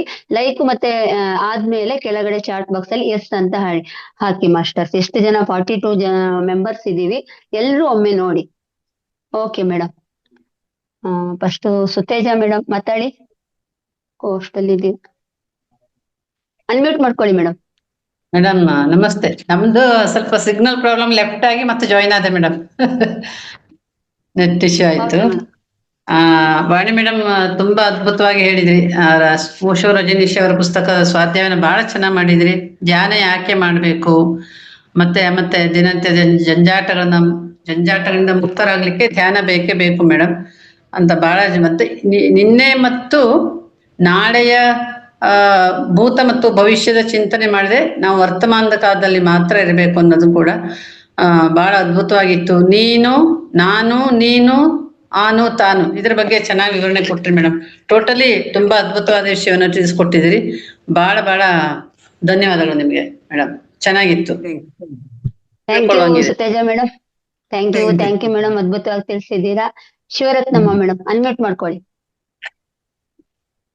ನಮಸ್ತೆ ಮೇಡಮ್. ನಮಸ್ಕಾರ ಮೇಡಮ್. ನಿಜವಾಗ್ಲೂ ಧ್ಯಾನ ಎದಕ್ಕೋಸ್ಕರ ಮಾಡ್ಬೇಕು, ನಾನು ಎಷ್ಟು ಆಸೆಗಳಿರುತ್ತೆ ಹೊರಗಡೆ ಇರ್ಬೇಕಾದ್ರೆ ನಮ್ಗಳಿಗೆ, ಅದನ್ನೆಲ್ಲ ಇದ್ರಿಂದ ನಾವು ಒಳ್ಳೆ ದಾರಿನಲ್ಲಿ ನಡಿಬೇಕಾದ್ರೆ ಈ ಮಾರ್ಗಗಳೆಲ್ಲ ತುಂಬಾ ನಮ್ಗೆ ಉಪಯೋಗ ಆಗುತ್ತೆ ಮೇಡಮ್. ನಿಜವಾಗ್ಲೂ ಈ ಹೇಳ್ಬೇಕು ಅಂತ ಅಂದ್ರೆ ಏನೋ ಯೋಗ ಮಾಡಿ ಇಲ್ಲಿ ಬಂದಿದೀವಿ, ನಮ್ಗೆ ಸಿಕ್ಕಿದೆ ಅಂತ ಅನ್ಸುತ್ತೆ. ನಮ್ಮ ಜೀವನನ ಎಷ್ಟು ಸಲೀಸಾಗಿ ಸರಾಗವಾಗಿ ಇರೋದಿಕ್ಕೆ ಅವಕಾಶಕ್ಕೆ ಈಗ ವಾಣಿ ಮೇಡಮ್ ಆಗ್ಲಿ ಡೈಲಿ ಬರೋದ್ರಲ್ಲಿ ಒಂದೊಂದು ಪಾಯಿಂಟ್ ಕಲ್ತ್ಕೊಂಡ್ರುನು ಒಂದು ಮಹಾತಾರ್ ಫೌಂಡೇಶನ್ ಒಂದು ತಾಯಿ ತರ ನಮ್ಮನ್ನ ಮುನ್ನಡೆಸ್ತಾ ಇದೆ ಕೈಯಲ್ಲಿ ಇಟ್ಕೊಂಡು. ತುಂಬಾ ಖುಷಿ ಆಗುತ್ತೆ madam. Thank you madam. Thank you madam, thank you. ಅದೇ ಅಂದ್ರೆ ಕರ್ಮ ಕಳಿಬೇಕು ಅಂತ ಹೇಳ್ತಾರಲ್ಲ, ಕರ್ಮ ಕಳೆದೆ ಅಂತೂ ನಾವೆಲ್ಲೂ ಬರ್ಲಿಕ್ಕೆ ಆಗಲ್ಲ. ಮೋಸ್ಟ್ಲಿ ನಿಮ್ದು ಕರ್ಮ ಕಳೆದು ಈ ಅವಕಾಶ ನಿಮ್ಗೆ ಇವಾಗ ಸಿಕ್ಕಿರ್ಬೋದು. ಇದನ್ನ ಹಾಗೆ ಮುಂದುವರಿಸಿ ಮೇಡಮ್, ತುಂಬಾ ಚೆನ್ನಾಗ್ ಆಗ್ತಾ ಹೋಗ್ತೀರಾ madam. Thank you madam, thank you. Jyoti Anjan madam. Jyoti madam unmute ಮಾಡ್ಕೊಳ್ಳಿ. ನಮಸ್ತೆ ಮೇಡಮ್. ನಮಸ್ತೆ ಮಧ್ಯಾಹ್ನ ಮೇಡಮ್. ನಮಸ್ತೆ ನಮಸ್ತೆ. ವಾಣಿ ಮೇಡಮ್. ಇವತ್ತಿನ ಕ್ಲಾಸು ಆಕ್ಚುಲಿ ನಾವು ಧ್ಯಾನ ಮಾಡ್ತಾ ಇದ್ವಿ. ಯಾವ ತರ ಸುಮ್ನೆ ಮನ್ಸು ಶುದ್ಧವಾಗಿರ್ಬೇಕು. ನಮ್ಮ ಮನ್ಸೊಳಗೆ ಒಂದಿಟ್ಕೊಳ್ಳೋದು, ಮೇಲ್ ಕೂತ್ಕೊಳ್ಳೋದು ಅದ್ರ ಏಕ್ದಮ್ ಬರಲ್ಲ. ಬಟ್ ಅದು ನಾವು ನಮ್ಮ ಮನ್ಸೊಳಗೆ ಒಳಗಿಂದನ ಅಂದ್ರೆ ಬೇರೆಯವ್ರಿಗೆ ಈಗ ಬಂದು 2 ತಿಂಗಳಾಗಿದೆ, ನನ್ನ ಬಗ್ಗೆ ನಾನು ತಿಳ್ಕೊಳ್ಳೋದ್ರ ಬಗ್ಗೆ ಅದಕ್ಕಿಂತ ಸುಮ್ನೆ ಮಾಡ್ಬೇಕು, ಕಲಿತಾ ಇದೀನಿ ಮಾಡ್ತಾ ಇದೀನಿ ಅನ್ನೋ ಮನಸ್ಥಿತಿಲೇ ಇದೀವಿ ಅಷ್ಟೇನೆ. ಎಲ್ಲ ಕಲ್ತಿದೀವಿ ಅನ್ನೋದು ಮನಸ್ಥಿತಿ ಅಲ್ಲ. ಆಕ್ಚುಲಿ ಕಲಿಕೆಯಲ್ಲಿ ನಿರಂತರವಾಗಿರ್ಬೇಕು. ಜೊತೆಗೆ ಆ ಧ್ಯಾನಕ್ಕೆ ನಾವು ತನು ಮನ ಧನ ಅಂದ್ರೆ ನನ್ನ ಮನಸ್ಸಿನ ಮೂಲಕ ಪರಿಶುದ್ಧಳಾಗಿ ಕೂತ್ಕೊಂಡು ನಾನು ಧ್ಯಾನನ ಮಾಡ್ಬೇಕು ಅನ್ನೋದ್ರ ಬಗ್ಗೆ ಮೇಡಮ್ ತುಂಬಾ ಚೆನ್ನಾಗಿ ತಿಳಿಸ್ಕೊಟ್ರು. ನನ್ನ ಕನ್ಸು ನಾನಲ್ಲ, ನನ್ನ ಮನ್ಸು ನಾನಲ್ಲ, ನಾನು ಅನ್ನೋದು ನಾನಲ್ಲ, ಯಾವುದು ಕೂಡ ನಾನಲ್ಲ. ಧ್ಯಾನದ ಮುಖಾಂತರ ನಾವು ಜ್ಞಾನನ ಪಡ್ಕೊಳ್ಳೋಂಥದ್ದು ಅನ್ನೋದ್ರ ಬಗ್ಗೆ ಮೇಡಮ್ ಓಜೋ ರಜನೀಶ್ವರ ಅವರ ಇದ್ರ ಮುಖಾಂತರ, ಧ್ಯಾನದ ಬುಕ್ ಮುಖಾಂತರ ಅವ್ರು ನಮ್ಗೆ ಅರಿವು ಮೂಡಿಸ್ತಾ ಇದ್ದಾರೆ. ತುಂಬಾ thank you madam, thank you so much. ಯಾವುದೇ ಬಂಧನ ಇಲ್ಲದೆ ನಾವು ನಿಷ್ಕಲ್ಮಶವಾಗಿ ಕೂತು ನಾವು ಒಂದು ಸಂಕಲ್ಪನ ಮಾಡಿಕೊಂಡು ನಾವು ಧ್ಯಾನನ ಮಾಡ್ಕೋಬೇಕು. ಇದರಿಂದ ನಾವು ಎಲ್ಲ ಪಡ್ಕೋಬಹುದು ಅಂತ ಹೇಳ್ತಾರೆ, ಎಲ್ಲರ ಮಾಸ್ಟರ್ಸ್ ಹೇಳ್ತಿದ್ದಾರೆ. ಒಂದು ಯಾವುದೇ ಭಾವನೆಗಳನ್ನ ಇಟ್ಕೋಬಾರ್ದು, ಯಾವುದೇ ಆಸೆ ಆಕಾಂಕ್ಷೆಗಳನ್ನ ಇಟ್ಕೋಬಾರ್ದು. ನಾವು ಒಂದು ಒಳ್ಳೆ ಉದ್ದೇಶದಿಂದ ಫಸ್ಟ್ ನನ್ನನ್ನು ನಾನು ಅರ್ಥ ಮಾಡ್ಕೋಬೇಕು, ಅದರ ಮೂಲಕ ನಾವು ಧ್ಯಾನ ಪ್ರಚಾರನ ಮಾಡ್ಬೇಕು, ತಿಳಿಸ್ಕೊಡ್ಬೇಕು ಅನ್ನೋಂಥದ್ದನ್ನ ತುಂಬಾ ಕ್ಲಿಯರ್ ಕಟ್ ಆಗಿ ಮೇಡಮ್ ತಿಳಿಸ್ಕೊಟ್ಟಿದ್ದಾರೆ. Thank you madam, thank you so much madam. Madam ಹಾಗೆ ಇದು ಬುಕ್ ಎಲ್ಲಿ ಸಿಗುತ್ತೆ ಮೇಡಮ್? ಇದು ನಾನು ಪಿರಮಿಡ್ ವ್ಯಾಲಿಗೆ ಹೋಗಿದ್ನಲ್ಲ, ಅಲ್ಲಿ ಸಿಕ್ತು ಮೇಡಮ್ ನನಗೆ. ಇದು ಬೆಂಗಳೂರು ಅದೇ ಪಿರಮಿಡ್ ವ್ಯಾಲಿನಲ್ಲಿ ಧ್ಯಾನ ಯೋಗ ಪ್ರಥಮ ಮತ್ತು ಅಂತಿಮ ಮುಕ್ತಿ ಅಂತ ಓಶೋ ಅವ್ರದ್ದು ನನಗೆ ಅಲ್ಲಿ ಸಿಕ್ತು ಮೇಡಮ್. ಆನ್ಲೈನ್ ಸಿಗುತ್ತೆ ಮೇಡಮ್ ಅವ್ರ ಬುಕ್ ಎಲ್ಲ. ನೋಡೋಣ ಮೇಡಮ್, ನಾನು ಆನ್ಲೈನ್ ಅಲ್ಲಿ ಟ್ರೈ ಮಾಡ್ತೀನಿ ನಾನು. Thank you madam, thank you so much madam. Thank you. Thank you madam. Jyoti madam ಚೆನ್ನಾಗಿ ಹೇಳಿದ್ರಿ. ಅದೇ ವ್ಯಾಮೋಹವನ್ನು ಬಿಡ್ಬೇಕು. ಅಂದ್ರೆ ನಾವು ಹೊರಗಿನ ವ್ಯಾಮೋಹನ್ ಜಾಸ್ತಿ ಹಚ್ಕೊಂಡ್ಬಿಡ್ತಿದೆ, ಅದ ಆಸೆ ಜಾಸ್ತಿ. ಅದನ್ನ ಬಿಡ್ತಾ ಬಂದ್ರೆ ನಮ್ಗೆಲ್ಲದೂ ಸಿಗ್ತಾ ಹೋಗುತ್ತೆ ಅಂತ ಹೇಳ್ತಾರೆ ಜ್ಞಾನಿಗಳು ಹೇಳ್ತಾ ಇರ್ತಾರೆ. ಅದನ್ನೇ ಇವಾಗ ವಾಣಿ ಮೇಡಮ್ ಅವರು ಇದ್ರಲ್ಲಿ ಓಶೋ ಅವರು ಹೇಳಿದ್ದಾರೆ ಅಂತ ಹೇಳಿದ್ದಾರೆ. Thank you madam. ಮೇಡಮ್ ಒಬ್ರು ಸರಳ ಅಂತ ಹೊಸದಾಗಿ ಜಾಯಿನ್ ಆಗಿದ್ದಾರೆ. ಪ್ರೆಸೆಂಟ್ ಈಗ ಅವರು ಈ ಸೆಕ್ಷನ್ ಜಾಯಿನ್ ಆಗಿದ್ದಾರೆ, ಸರಳ ಅಂತೇಳಿ. ನೋಡೋಣ, ಅವ್ರನ್ನ ಮಾತಾಡ್ಸಿ ಮೇಡಮ್. ಆಯ್ತು ಮೇಡಮ್. ನಾಗಲಲಿತಾ ಮೇಡಮ್ ಅನ್ಮ್ಯೂಟ್ ಮಾಡ್ಕೊಂಡು ಮಾತಾಡಿ, ಆಮೇಲೆ ಅವ್ರನ್ನ ಮಾತಾಡ್ಸಿ. Okay madam. ನಮಸ್ತೆ ವಾಣಿ ಮೇಡಮ್ಗೆ, ನಮಸ್ತೆ. ಮತ್ತೆ ಮಧುರಾ ಮೇಡಮ್ಗೂ ಮತ್ತೆ ನನ್ನ ನಮಸ್ತೆ. ವಾಣಿ ಮೇಡಮ್ ತುಂಬಾ ಅದ್ಭುತವಾಗಿ ಧ್ಯಾನ ಹಂಚಿಕೆಯನ್ನ ನಮ್ಗೆ ಹೇಳ್ಕೊಟ್ರು. ಧ್ಯಾನದ ಬಗ್ಗೆ ಜ್ಞಾನ ಹಂಚಿಕೆಯನ್ನ ತಿಳಿಸ್ಕೊಟ್ರು. ಈ ವಾಚ್ಮೆನ್ ಒಂದು ಇದೆ ಹೇಳಿದ್ರಲ್ಲ, ಅದೃಷ್ಟ ಅಂತ, ಅದು ತುಂಬಾ ಅದ್ಭುತವಾಗಿತ್ತು. ನಾವು ಸಹ ಹಿಂಗೆ ಒಂದ್ ರೀತಿಯ ಟ್ರಿಪ್ ಅಥವಾ ಇಲ್ಲಾದ್ರೂ ಒಂದು ಪ್ರೇಕ್ಷಣೀಯ ಸ್ಥಳಗಳಿಗೆ ಹೋದಾಗ ನೋಡ್ತಿರ್ತೀವಿ. ಹೋಯ್ತಿದ್ದಂಗೆ ಇವಾಗ ಏನಾಗುತ್ತೆ ಅಂತ ಮೊಬೈಲ್ ಕೈಗೆ ಎತ್ಕೊಂಡು ಫೋಟೋ ತೆಗಿಯಕ್ ಶುರು ಮಾಡ್ತೀವಿ. ಅದನ್ನ ನೋಡಿ ನಾವು ಸಂತೋಷ ಪಡೋದೇ ಇಲ್ಲ. ಒಂದು ಪ್ರಕೃತಿನ ನಾವು ಫೋಟೋಗಳಲ್ಲೇ ತಲ್ಲೀನಾಗಿರ್ತೀವಿ. ನಿಜವಾದ ಒಂದು ಪ್ರಕೃತಿನ ನಾವು ಸವಿಯಲ್ಲ. ಆತರ ಬಂದ್ಬಿಟ್ಟಿದೆ ಇವಾಗ. ಅದು ತುಂಬಾ ಅದ್ಭುತವಾಗಿತ್ತು ನೀವ್ ಹೇಳಿದ್ದು. ಮತ್ತೆ ಸಾಕ್ಷಿ ಭಾವ ಅಂತಂದ್ರಲ್ಲ ಮೇಡಮ್, ಅದೊಂಚೂರು ನಂಗೆ ಸ್ವಲ್ಪ ಅರ್ಥ ಆಗ್ಬೇಕು. ಅವಾಗ ತುಂಬಾ ದಿನದಿಂದ ಅದ್ರ ಬಗ್ಗೆ ನನ್ಗೆ ಇದಿತ್ತು. ಹೇಗೆ ಹಂಗಂದ್ರೆ ಏನು ಅಂತ ಅರ್ಥ ಆಗ್ತಿಲ್ಲ. ಅಂದ್ರೆ ಮೇಡಮ್, ಈಗ ಯಾರ್ ಸಾಕ್ಷಿ ಅಂತ ಈಗ ಕೇಳ್ತಾರಲ್ಲ, ಸುಮ್ನೆ ಈಗ ನಾವು ಉಸಿರು ಗಮನಿಸ್ತಾ ನೀವ್ ಏನು ಪ್ರಯತ್ನ ಇಲ್ಲ, ಉಸಿರು ಬರ್ತಿದೆ ಹೋಗ್ತಿದೆ ನೋಡೋದ್ ಮಾತ್ರ ನಿಮ್ದು. ಅದನ್ನ ಅಂದ್ರೆ ಇದಕ್ ಸಾಕ್ಷಿ ನೀವು ಉಸಿರು ಬರ್ತಾ ಇದೆ ಹೋಗ್ತಾ ಇದೆ, ನಾನು ಬದುಕಿದೀನಿ ಅನ್ನೋದಕ್ಕೆ. ಅದೇ ರೀತಿ ಧ್ಯಾನದಲ್ಲಿ ಏನಾದ್ರೂ ನೀವು ಬಂದ್ರೆ ಅದನ್ನ ಸಾಕ್ಷಿ ಭಾವದಿಂದ ನೋಡಿ ಅಂತಾರಲ್ಲ, ಅದು ನನ್ಗೆ ಸುಮಾರು ದಿನದಿಂದ ನನ್ಗೆ ಪ್ರಶ್ನೆಯಾಗೆ ಕಾಡ್ತಿದೆ ಅದಕ್ಕೆ. ಅಂದ್ರೆ ಅದೇ ಮೇಡಮ್, ಸುಮ್ನೆ ನೋಡೋದಷ್ಟೇ. ನೀವ್ ಏನು ಅದಕ್ಕೆ ರಿಯಾಕ್ಷನ್ ಮಾಡ್ಬಾರ್ದು. ಅದ್ ಹೇಗೆ ಏನು ಪ್ರಶ್ನೆ ಮಾಡ್ಬಾರ್ದು, ಅದ್ರ ಬಗ್ಗೆ ಡಿಸೈಡ್ ಮಾಡ್ಬಾರ್ದು, ಯಾವುದೇ ಅಭಿಪ್ರಾಯ ಇರಬಾರ್ದು. ಸುಮ್ಮನೆ ನೋಡೋದಷ್ಟೇ. ನಾನು ಹೇಳಿದ್ನಲ್ಲ, ಕ್ಯಾಮ್ರಾ ಹಿಡ್ಕೊಂಡ್ ನೀವ್ ಹೋಗೋದಷ್ಟೇ. ಕ್ಯಾಮ್ರಾ ಫೋಟೋ ತೆಗಿಯಂಗಿಲ್ಲ, ಸುಮ್ಮನೆ ನೋಡ್ತಾ ಹೋಗೋದಷ್ಟೇ ಸಾಕ್. ಇಲ್ಲಿ ಇದೆ, ಹೀಗ್ ನೋಡ್ತಾ ಇದ್ವಿ, ಕನ್ನಡಿ, ಗಡಿಯಾರ, ಇದು ತೋಟ ಗಿಡ ಮರ, ಹೀಗ್ ನೋಡ್ತಾ ಹೋಗೋದಷ್ಟೇ ನಿನ್ ಕೆಲ್ಸ. ನೀನ್ ಸರಿ. ಏನನ್ನು ಜಡ್ಜ್ಮೆಂಟ್ ಏನೂ ಅಲ್ಲ ನೀನು. ಅದ್ ಹಾಗೆ ಹೀಗೆ ಅಂತ ಅಲ್ಲ, ಅದನ್ನ ಗಮನಿಸೋದಷ್ಟೇ ನಿನ್ ಕೆಲ್ಸ ಅಂತ ಸಾಕ್ಷಿ ಭಾವದಿದ್ದು ಮೇಡಮ್. Thank you madam. ಅದೊಂದು ಅನುಮಾನ ಇತ್ತು, ಅದಕ್ಕೆ ಕೇಳ್ಕೊಂಡೆ. Thank you madam. ತುಂಬಾ ಅದ್ಭುತವಾಗಿತ್ತು. ಧನ್ಯವಾದಗಳು. Thank you madam. Thank you Nagalalitha madam. ನಿಮಗ್ ನೀವೇ ಸಾಕ್ಷಿ ಮೇಡಮ್, ಬೇರೆಯವ್ರು ಯಾರು ಬರಲ್ಲ. ನಿಮ್ಮ ಉಸಿರಿನ ಮೇಲೆ ನೀವು ಗಮನ ಹರಿಸ್ತೀರಲ್ಲ, ಅವಾಗ ನಿಮ್ಗೆ ನೀವೇ ಸಾಕ್ಷಿ ಭಾವದಿಂದ ಇರ್ತೀರಾ. ಅದೇ ಅವ್ರು ಹೇಳ್ದಾಗೆ ಫೋಟೋ ಏನೋ ಕ್ಲಿಕ್ ಮಾಡ್ತೀವಿ, ಅಲ್ಲಿ ತಟ್ಟಂತ ನಮ್ಗೆ ಆಲೋಚನೆಗಳು ಬರಬಾರ್ದು, ಅಲ್ಲಿ ಏನು ಬರಬಾರ್ದು, ಶೂನ್ಯವಾಗಿರುತ್ತಲ್ಲ, ಅದೇ ಸಾಕ್ಷಿ ಭಾವ ಅಂತ ನಾನು ಅನ್ಕೊಂಡಿರೋದಲ್ವಾ ವಾಣಿ ಮೇಡಮ್? ಸುಮ್ನೆ ನೋಡ್ತಾ ಹೋಗೋದಷ್ಟೇ. ನೋಡ್ತಾ ಹೋಗ. Thank you madam, thank you. Okay, ಇನ್ನು ಟೈಮ್ ಇದೆ, ಮಾತಾಡಿ. ಯಾರಾದ್ರೂ ಮಾತಾಡೋರಿದ್ರೆ, ಹೊಸಬ್ರು ಯಾರೋ ಜಾಯಿನ್ ಆಗಿದ್ದೀರಾ? ಸರಳ ಅಂತ ಯಾರೋ ಮೇಡಮ್ ಇದ್ದಾರೆ. ಮೇಡಮ್ ಗಿರಿಜಮ್ಮ ಮೇಡಮ್ ಮಾತಾಡಿ, ಅನ್ಮ್ಯೂಟ್ ಮಾಡ್ಕೊಳ್ಳಿ. ವಾಣಿ ಮೇಡಮ್ ನಮಸ್ತೆ. ನಮಸ್ತೆ ಮೇಡಮ್. ತುಂಬಾ ಚೆನ್ನಾಗಿತ್ತು ಮೇಡಮ್. ಒಳ್ಳೆ ಸರಳವಾಗಿ ಚೆನ್ನಾಗಿ ಅರ್ಥ ಆಗೋ ರೀತಿನಲ್ಲಿ ಒಳ್ಳೊಳ್ಳೆ ವಿಷಯಗಳನ್ನ ಹೇಳ್ತಾ ಇದ್ದೀರಾ ಮೇಡಮ್. ತುಂಬಾ ಖುಷಿ ಆಗ್ತಾ ಇದೆ. Thank you madam. ಧನ್ಯವಾದಗಳು ಮೇಡಮ್. Thank you madam. ನಿಮ್ಮ ಪ್ರೀತಿ ಪೂರ್ವಕ ಥ್ಯಾಂಕ್ ಯು ಮೇಡಮ್. ನಮಸ್ತೆ ಮೇಡಮ್. ನಾಗರತ್ನ ಮೇಡಮ್ ಮಾತಾಡಿ. ವಾಣಿ ಮೇಡಮ್ಗೆ ಮತ್ತೆ ನಾನ್ ಏನ್ ಕೇಳ್ಬೇಕು ಅಂತ ಅಂದ್ರೆ, ಅದೇ ನಾಗಲಲಿತಾ ಅವ್ರು ಕೇಳಿರಲ್ಲ, ಅದೇ ಕ್ವಶನ್ಗೆ ನಾನು ಅನ್ಕೋತಾ ಇದೀನಿ. ನನ್ನ ಭಾವ ನಾನೇ ಏನ್ ಅನ್ಕೊಂಡಿದೀನಿ ಅನ್ನೋದನ್ನ ಹೇಳ್ತಾ ಇದೀನಿ. ಸಾಕ್ಷಿ ಭಾವ ಅಂದ್ರೆ ಈಗ ಕೊಟ್ರಲ್ಲಿ ಕೂಡ ಸಾಕ್ಷಿ ಅಂತ ಕರೀತಾರೆ. ಏನ್ ಸಾಕ್ಷಿ ಅಂದ್ರೆ ಇದ್ದದ ಇದ್ದಂಗೆ ಹೇಳೋದು, ಇದ್ದದನ್ನ ಇದ್ದಂಗೆ ಹೇಳೋದು ಸಾಕ್ಷಿ. ನೀ ನೋಡ್ದ ಯಾರನ್ನೋ ಕೊಲೆ ಮಾಡ್ತಾರೆ ಅಂದ್ರೆ ನೀನ್ ನೋಡ್ದ ಅಂತ ಅನ್ನೋದೇನ ಸಾಕ್ಷಿ ಅಂತ ಕರೀತಾರೆ. ಅವನು ಪ್ರತ್ಯಕ್ಷವಾಗಿ ಕಂಡದನ್ನೇ ತಾನೇ ಹೇಳ್ತಾನೆ, ಅದನ್ನ ನಾವು ಪ್ರತ್ಯಕ್ಷವಾಗಿ ನೋಡ್ದಂಗೆ ಹೇಳೋದು, ಇದು ಸಾಕ್ಷಿ ಭಾವ. ಈಗ ಅಲ್ಲೊಂದು ಮರ ಇರುತ್ತೆ, ಆ ಮರ ಹಸಿರಿಗಿದೆ, ಹೌದು ಅದು ಹಸಿರಿಗೆ ಇದೆ ಅಷ್ಟೇ. ಅದಕ್ಕೆ ನಾವು ಒಂದು ಕಾಮಿಟ್ ಕೊಡೋದಾಗ್ಲಿ, ಅದು ಬಿಳಿಗಿದೆ ನೀಲಿಗಿದೆ ಅದೆಲ್ಲ ಏನು ಕಾಮಿಟ್ ಮಾಡ್ಬಾರ್ದು ಅಂತ ಅನ್ಕೊಂಡಿದೀನಿ. ಇದು ಕರೆಕ್ಟಾ ಅಂತ ಕೇಳ್ತಾ ಇದೀನಿ ವಾಣಿ ಮೇಡಮ್ಗೆ. ನಾನ್ ಕ್ವಶನ್ ಕೇಳ್ಕೊತಾ ಇದೀನಿ. ಹೌದು ಮೇಡಮ್, ನೋಡೋದಷ್ಟೇ ಇದನ್ನ. ಸಾಕ್ಷಿ ಈಗ ಅಂದ್ರೆ ನಾವು ಕೋರ್ಟು ಪೊಲೀಸ್ ಸ್ಟೇಷನ್ ಅಲ್ಲಿ ಸಾಕ್ಷಿ ಅಂದ್ರು ಕೂಡ ಅದ್ ಸಾಕ್ಷಿ ಅಂದ್ರೆ ಅದ್ ನೋಡ್ದೆ ನಿಂತ್ಕೊಂಡ್ ಸುಮ್ನೆ ಅಂತ. ಹೌದು ನಾನ್ ನೋಡ್ದೆ ಅದನ್ನ ಅಂತ ಹೇಳ್ತಾರಲ್ಲ, ಅದೇ ಸಾಕ್ಷಿ. ಹಾಗೇನೆ ಇಲ್ಲಿ ಧ್ಯಾನದಲ್ಲಿ ಸಾಕ್ಷಿ ಅಂದ್ರೆ ನಮಗ್ ನಾವೇ ಸಾಕ್ಷಿ. ನಮ್ ಉಸಿರಿಗೆ ಉಸಿರಾಡ್ತಾ ಇದೀವಿ, ನಾವು ಬದುಕಿದೀವಿ ಅನ್ನೋ ಸಂಕೇತವಾಗಿ ಉಸಿರು ನೋಡ್ತಾ ಇದೀವಿ.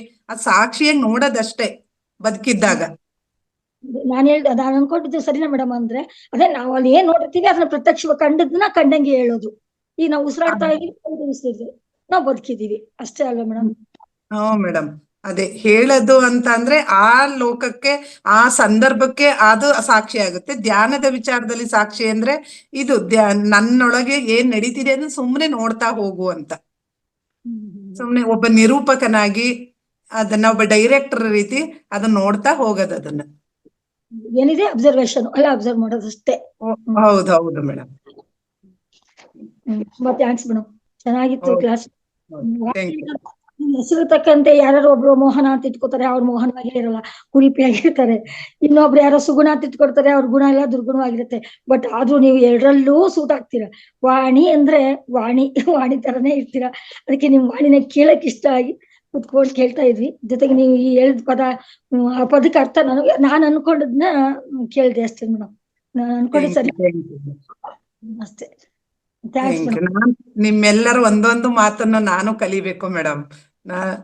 ಎಲ್ಲರಲ್ಲೂ ಒಂದೊಂದು ಇದು ಅಡಗಿರುತ್ತೆ, ಬರ್ಬೇಕಷ್ಟೇ ಹೊರಗಡೆ. ಥ್ಯಾಂಕ್ಸ್ ಮೇಡಮ್, ಧನ್ಯವಾದಗಳು ಅವಕಾಶ. Thank you. Thank you Nagaratna madam, thank you. ಸಾಕ್ಷಿ ಭಾವ ಅಂದ್ರೆ ಅದೇನೆ. Okay madam.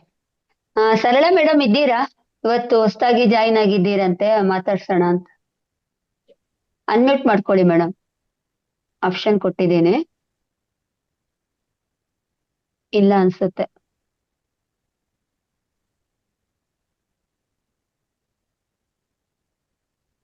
Girija Bhat madam ಮಾತಾಡ್ತೀರಾ? ಒಂದೆರಡು ಜನಕ್ಕೆ ಅವಕಾಶ ಇದೆ ಮಾತಾಡ್ಲಿಕ್ಕೆ. ಇವತ್ತಿನ ಒಂದು ಜ್ಞಾನ ಹಂಚಿಕೆ ಏನ್ ಅನ್ನಿಸ್ತು ನಿಮ್ಗೆ? ಮಾತಾಡ್ಬೋದು, ಇವತ್ತು ಟೈಮ್ ಇದೆ. ಗಿರಿಜಾ ಭಟ್ ಮೇಡಮ್ ಇರ್ಬೋದು. ಮೇಡಮ್. ಯಾ, ತುಂಬಾ ಚೆನ್ನಾಗಿತ್ತು ಧ್ಯಾನದ ಮೇಲೆ ಓಶೋ ಬುಕ್ ಅಲ್ಲಿ ಇರೋದನ್ನ ತುಂಬಾ ಚೆನ್ನಾಗಿ ಹೇಳಿದ್ರಿ ವಾಣಿ ಮೇಡಮ್. ನಂಗೆ ಅದಾಗೆಲ್ಲ ನೀವು ಮೊದಲನೇ ಸಲ ಈ ಸೆಷನ್ಗೆ ನಾನು ಸೇರ್ಕೊಂಡಿದ್ದು ಮುಗ್ದೋಗ್ತಿದ್ಯಲ್ಲ ಅಂತ ಅನಿಸ್ತಿದೆ ನಂಗೆ. ನಿಮ್ಮೆಲ್ಲರ ಸತ್ಸಂಗ ಮತ್ತೆ ನಿಮ್ಮಗಳ ಜೊತೆ ನನ್ನನ್ನು ಸೇರ್ಸ್ಕೊಂಡದಕ್ಕೆ ನಾನು ಎಲ್ರಿಗೂ ಧನ್ಯವಾದಗಳನ್ನ ಹೇಳಕ್ಕೆ ಪ್ರಯತ್ನ ವಿಡಿಯೋ ಆನ್ ಮಾಡ್ಕೊಳ್ಳಿ ಮೇಡಮ್, ನೀವು ಕಾಣ್ತಾ ಇಲ್ಲ ನಮ್ಗೆ. ಹಾ, ಹಾ ಓಕೆ ಮೇಡಮ್, ಮಾತಾಡಿ.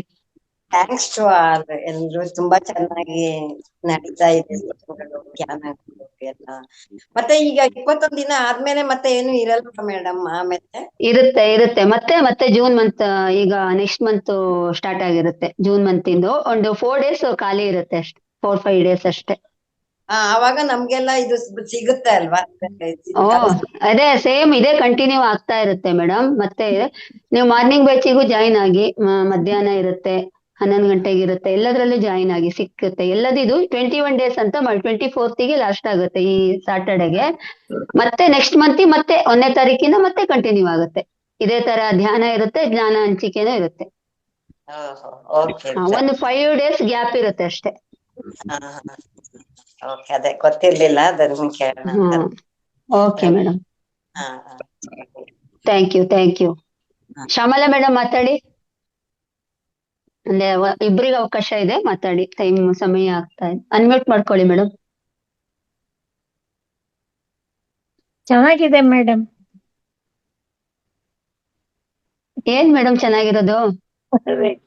ಅವ್ರು ವಾಣಿ ಮೇಡಮ್ ಹಾ ಹೇಳಿದ್ದು ಚೆನ್ನಾಗಿದೆ. Okay madam. ವಾಣಿ ಮೇಡಮ್ ಜ್ಞಾನ ಹಂಚಿಕೆ ಚೆನ್ನಾಗಿದೆ, ಇವತ್ತಿನ ಧ್ಯಾನ ಯೋಗ ಅಂತ ನೀವ್ ಹೇಳ್ತಾ ಇರೋದಲ್ವಾ? ಹೌದೌದು. Okay madam, thank you. ಅಷ್ಟಷ್ಟ ಮಾತಾಡ್ಬೇಕು ಮೇಡಮ್, ಪ್ರತಿದಿನ ನೀವು ಮಾತಾಡ್ತಾ ಬಂದ್ರೆ ನೀವು ಇನ್ನು ಚೆನ್ನಾಗಿ ಅದ್ಭುತವಾಗಿ ಮಾತಾಡಕ್ ಸ್ಟಾರ್ಟ್ ಮಾಡ್ತೀರಾ. ವಾಣಿ ಮೇಡಮ್ ತರ ಎಲ್ಲ ಆಗ್ಬೋದು ನೆಕ್ಸ್ಟ್. ಅಯ್ಯೋ, ನಾವೇನಿದು ಮೇಡಮ್, ಇಂತಿಂತ ದೊಡ್ಡ ಪರ್ವತಗಳೇ ಇದ್ದಾರೆ, ನಾವು ಸಣ್ಣ ಬಂಡೇನೂ ಅಲ್ಲ. Okay madam, hmm. Thank you. ಸಮಯ ಆಗ್ತಾ ಇದೆ, ಮೋಸ್ಟ್ಲಿ ಯಾರು ಹ್ಯಾಂಡ್ ರೈಸ್ ಮಾಡ್ಲಿಲ್ಲ. ಓಕೆ ಮೇಡಮ್, ಇವತ್ತಿನ ಕಾರ್ಯಕ್ರಮ ಸಂಪನ್ನಗೊಳಿಸೋಣ. ವಾಣಿ ಮೇಡಮ್, ತುಂಬಾ ಅದ್ಭುತವಾಗಿತ್ತು ಇವತ್ತಿನ ಸೆಷನ್. ಬೆಳಿಗ್ಗೆ ಮಾತ್ರ ಕೇಳ್ತಾ ಇದ್ವಿ, ಇವತ್ತು ಮಧ್ಯಾಹ್ನ ಸೆಷನ್ ಅನ್ನು ನಿಮ್ದು ಒಂದು ಜ್ಞಾನ ಕೊಟ್ಟಿದ್ದು ತುಂಬಾ ಚೆನ್ನಾಗ್ ಅನಿಸ್ತು. ಥ್ಯಾಂಕ್ ಯು ಮೇಡಮ್, ನಿಮ್ಗೆ ತುಂಬಾ ಹೃದಯದ ಧನ್ಯವಾದಗಳು ಮೇಡಮ್. Thank you. ಅವಕಾಶ ಕೊಟ್ಟಿದ್ದಕ್ಕೆ ಗೀತಾ ಮೇಡಮ್ಗೆ, ನಿಮಗೆ, ವೇದಿಕೆಗೆ ಎಲ್ರಿಗೂ ಕೂಡ ಧನ್ಯವಾದನ ಅರ್ಪಿಸ್ತೀನಿ. Thank you. Okay madam. Masters, ನಮಸ್ತೆ ಮೇಡಮ್. ಇವತ್ತು ಯಾರ್ಯಾರು ಹೊಸಬ್ರು ಮಾತಾಡ್ಸಿದ್ರಿ? ಅದೇ ಸರಳ ಅಂತ ಒಬ್ರು ಮೇಡಮ್ ಬಂದಿದ್ರು, ಅವರು ಎಲ್ಲಿ ಇದ್ದಾರೆ ಕಾಣ್ತಾ ಇಲ್ಲ ಸರ್. ಡೈಲಿ ಒಬ್ರನ್ನ ಇಬ್ಬರನ್ನ ಒಟ್ಟು ಕೆಣಕಿ ಆದ್ರೂ ಮಾತಾಡ್ಸ್ಬೇಕ್ರಿ. ಹೌದ್ರಿ, ಇರ್ಬೇಕಲ್ಲ ಅವರು, ಲೆಫ್ಟ್ ಆಗ್ಬಿಟ್ಟಿದ್ದಾರೆ ಅನ್ಸುತ್ತೆ. ಹೌದು, ಇಲ್ಲ ಅವರು. ಅವ್ರು ಕಾಣಿಸ್ತಾ ಇಲ್ಲ. ಕಾಣಿಸ್ತಾ ಇಲ್ಲ, ಹೊಸದಾಗಿ ಜಾಯಿನ್ ಆಗಿದ್ರಂತೆ, ಮಾತಾಡ್ಸೋಣ ಅನ್ಕೊಂಡ್ವಿ. ಇಲ್ಲ, ನೀವೇ ಮಾತಾಡಿ ಸರ್, ಬಂದಿದ್ದೀರಲ್ಲ. ನಾವು ತೋರ್ಸ್ಕೊಂಡ್ ಈಗ ಬಂದಿವ್ರಿ. ಬ್ಯಾಡಿಗೆ ಹೋಗಿದ್ವಿ ಮದ್ವಿಗೆ, ಅಲ್ಲಿಂದನೂ ಮಳೆಗೆ ಬಂದ್ಬಿಟ್ವಿ. ತೋರ್ಸ್ಕೊಂಡ್ ಬಂದ್ ಈಗ ಜಸ್ಟ್ ಟೀ ಕುಡಿಯೋಣ ಅಂತ ಹೇಳಿ ಮೊಬೈಲ್ ಹಚ್ಚಿದೆ. ಚೆನ್ನಾಗಿತ್ತು. ಓಕೆ, ಆಮೇಲೆ ಕೇಳ್ತೀನಿ ಮೇಡಮ್ ಅವ್ರದ್ದು ಏನಿತ್ತು ಇವತ್ತು ವಿಷಯ? ಧ್ಯಾನ ಯೋಗ. ಓಶೋ ರಜನೀಶ್ಬೋದು ಸರ್. ಎಸ್, ಅದ್ಭುತ ಇರುತ್ತೆ. ಆಮೇಲೆ ಕೇಳ್ತೀನಿ ಕ್ಲಾಸ್ ಅನ್ನ. Thank you madam. ಎಲ್ಲರಿಗೂ ಧನ್ಯವಾದಗಳು. ಕಂಪ್ಲೀಟ್ ಮಾಡಿ ಮೇಡಮ್. ಓಕೆ, ಇವತ್ತಿನ ಕಾರ್ಯಕ್ರಮ ಸಂಪನ್ನಗೊಳಿಸೋಣ.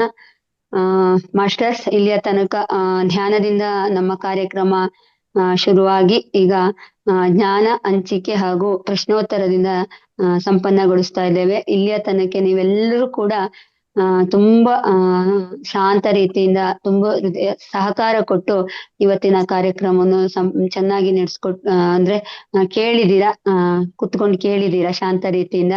ಇದಕ್ಕೆ ನಿಮಗೆ ತುಂಬಾ ಹೃದಯದ ಧನ್ಯವಾದಗಳು. ಅದೇ ರೀತಿ ವಾಣಿ ಮೇಡಮ್ ಕೂಡ ಧನ್ಯವಾದ. ಹಾಗೆ ಗೀತಾ ಅವರಿಗೂ ಒಂದು ಅವಕಾಶ ಕೊಟ್ಟಂತ ಗೀತಾ ಮೇಡಮ್ ಅವರಿಗೂ ಕೂಡ ತುಂಬಾ ಹೃದಯದ ಧನ್ಯವಾದಗಳು. ಹಾಗೂ ಮಹಾವತಾರ್ ಫೌಂಡೇಶನ್ಗೂ ಕೂಡ, ಸಿಬ್ಬಂದಿ ವರ್ಗಕ್ಕೂ ಕೂಡ ಅನಂತ ಧನ್ಯವಾದಗಳು. ಹಾಗೆ ನಮ್ಮ ಮಹಾವತಾರ್ ಫೌಂಡೇಶನ್ ರಂಗನಾಥ್ ಸರ್ ಅವರಿಗೂ ಕೂಡ ಧನ್ಯವಾದಗಳು. ಪತ್ರಿಜಿ ಅವರಿಗೂ ಕೂಡ ಧನ್ಯವಾದಗಳನ್ನು ತಿಳಿಸ್ತಾ ಇವತ್ತಿನ ಕಾರ್ಯಕ್ರಮವನ್ನು ಸಂಪನ್ನಗೊಳಿಸ್ತಿದ್ದೀನಿ. ಇಷ್ಟೋ ತನಕ ಜೂಮ್ ವೇದಿಕೆ ನೀವೆಲ್ಲರೂ ಕೇಳಿದ್ದೀರಾ. ನಿಮಗೂ ಕೂಡ ಅನಂತವಾದ ಧನ್ಯವಾದಗಳು. ಹಾಗೂ ಯಾರ್ಯಾರು ಯೂಟ್ಯೂಬ್ ಅಲ್ಲಿ ನಮ್ಮ ವಿಡಿಯೋಗಳನ್ನೆಲ್ಲ ನೋಡ್ತಾ ಇದ್ದೀರಾ, ಲೈಕ್ ಮಾಡ್ತಾ ಇದ್ದೀರಾ, ಶೇರ್ ಮಾಡ್ತಾ, ಅವರಿಗೂ ಕೂಡ ಅನಂತ ಧನ್ಯವಾದಗಳು. ಹಾಗೂ ಎಲ್ಲರಿಗೂ ಮತ್ತೊಮ್ಮೆ ಧನ್ಯವಾದಗಳು. Thank you.